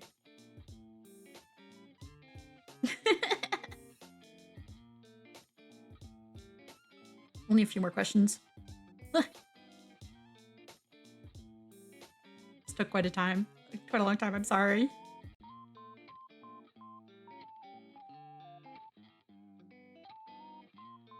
But yeah, there's a lot to do in Final Fantasy 14. I could start from the beginning. I could level all of my classes, like everything up to 100. I could do all the extra content. I could learn how to do savages. I think that alone would be like a year at least. of 8, like 9 to 5 playing. Okay. Kirmicha. What type of figure do you dream? Savages? No. Ultimates? Yeah. Well, I'm saying everything included. Ultimates, Savages, going from the beginning of A Realm Reborn to the most recent content, leveling all of my classes up to 100. I think all of that together with Savages and Ultimates combined, like leveling all my Crafters and Gatherers from 1 to 100 as well as my combat classes, I think that would be easy money for a year. What type of figure do you dream of getting of yourself? Personally, I would like something posable like a Figma or Nendo. But the thought of a full 16-inch mage dynamic posing with effects, I would love any figure. That would be awesome. I really want to make myself, yeah, leveling Crafters and Gatherers ain't shit, but like leveling combat classes is still a bit of a bitch.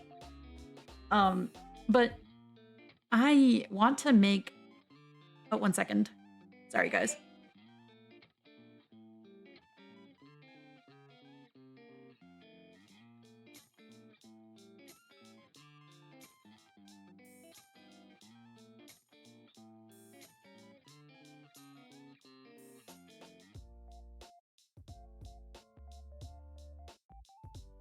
I'm so sorry.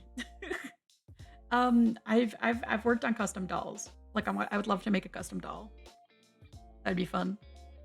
That'd be fun. Custom Nendo doll, custom doll. I've wanted to do that. I think any sort of figure would be great though. I'm sorry. I think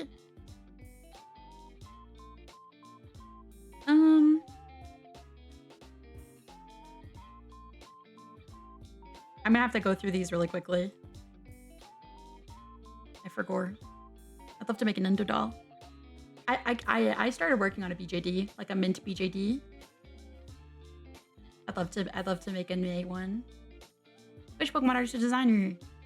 It definitely has to be Naoki. Or what's her name? I forget what her name is. I'm sorry, I totally forget. Naoki Sato, I think, is one of the guys. I like his artwork a lot. I like his artwork a lot, but one of the other girls I really like, I'll have to find it. I'm so sorry. I'm so sorry. If I'll find it and send it in Discord. I'll find it and send it in Discord, I'm sorry. This is the last one I think I'm gonna do for now. I'll answer the other one. There's one about like TCGs. I've never played a TCG before. I'd really love to learn Magic the Gathering, for sure. I think that'd be fun. And if many mains were a Pokemon, what would their types of signature moves be? And what do you think of our evolution would look like? I think it would just be a bigger... I can't imagine a Gecko. I feel like it'd be like Dunsparce before it got an evolution. It just doesn't evolve, it's just a creature. I think... Poison Ghost? Poison Ghost? Dragon Ghost? Maybe.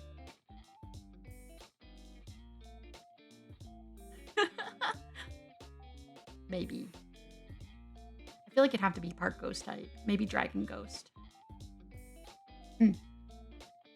Okay, I'm sorry. Wait, coming. I gotta get going. Ah! Thank you for sending in all the questions. I appreciate you guys. I'm really sorry I have to go. Yeah, all of you. Yeah, that would be awesome if you guys all come back together. Yeah, let's come. I'm sorry. I'm sorry. I've gotta go. I don't want to. I wish I could have finished up everything and given everything equal thought, but I started yapping too much. Let's go. I'm not gonna raid, unfortunately, because I have to go. Bye-bye. Thank you for hanging out with me, and I'll see you guys on Tuesday. Oh yeah, putting clip video next time. Okay. Bye-bye.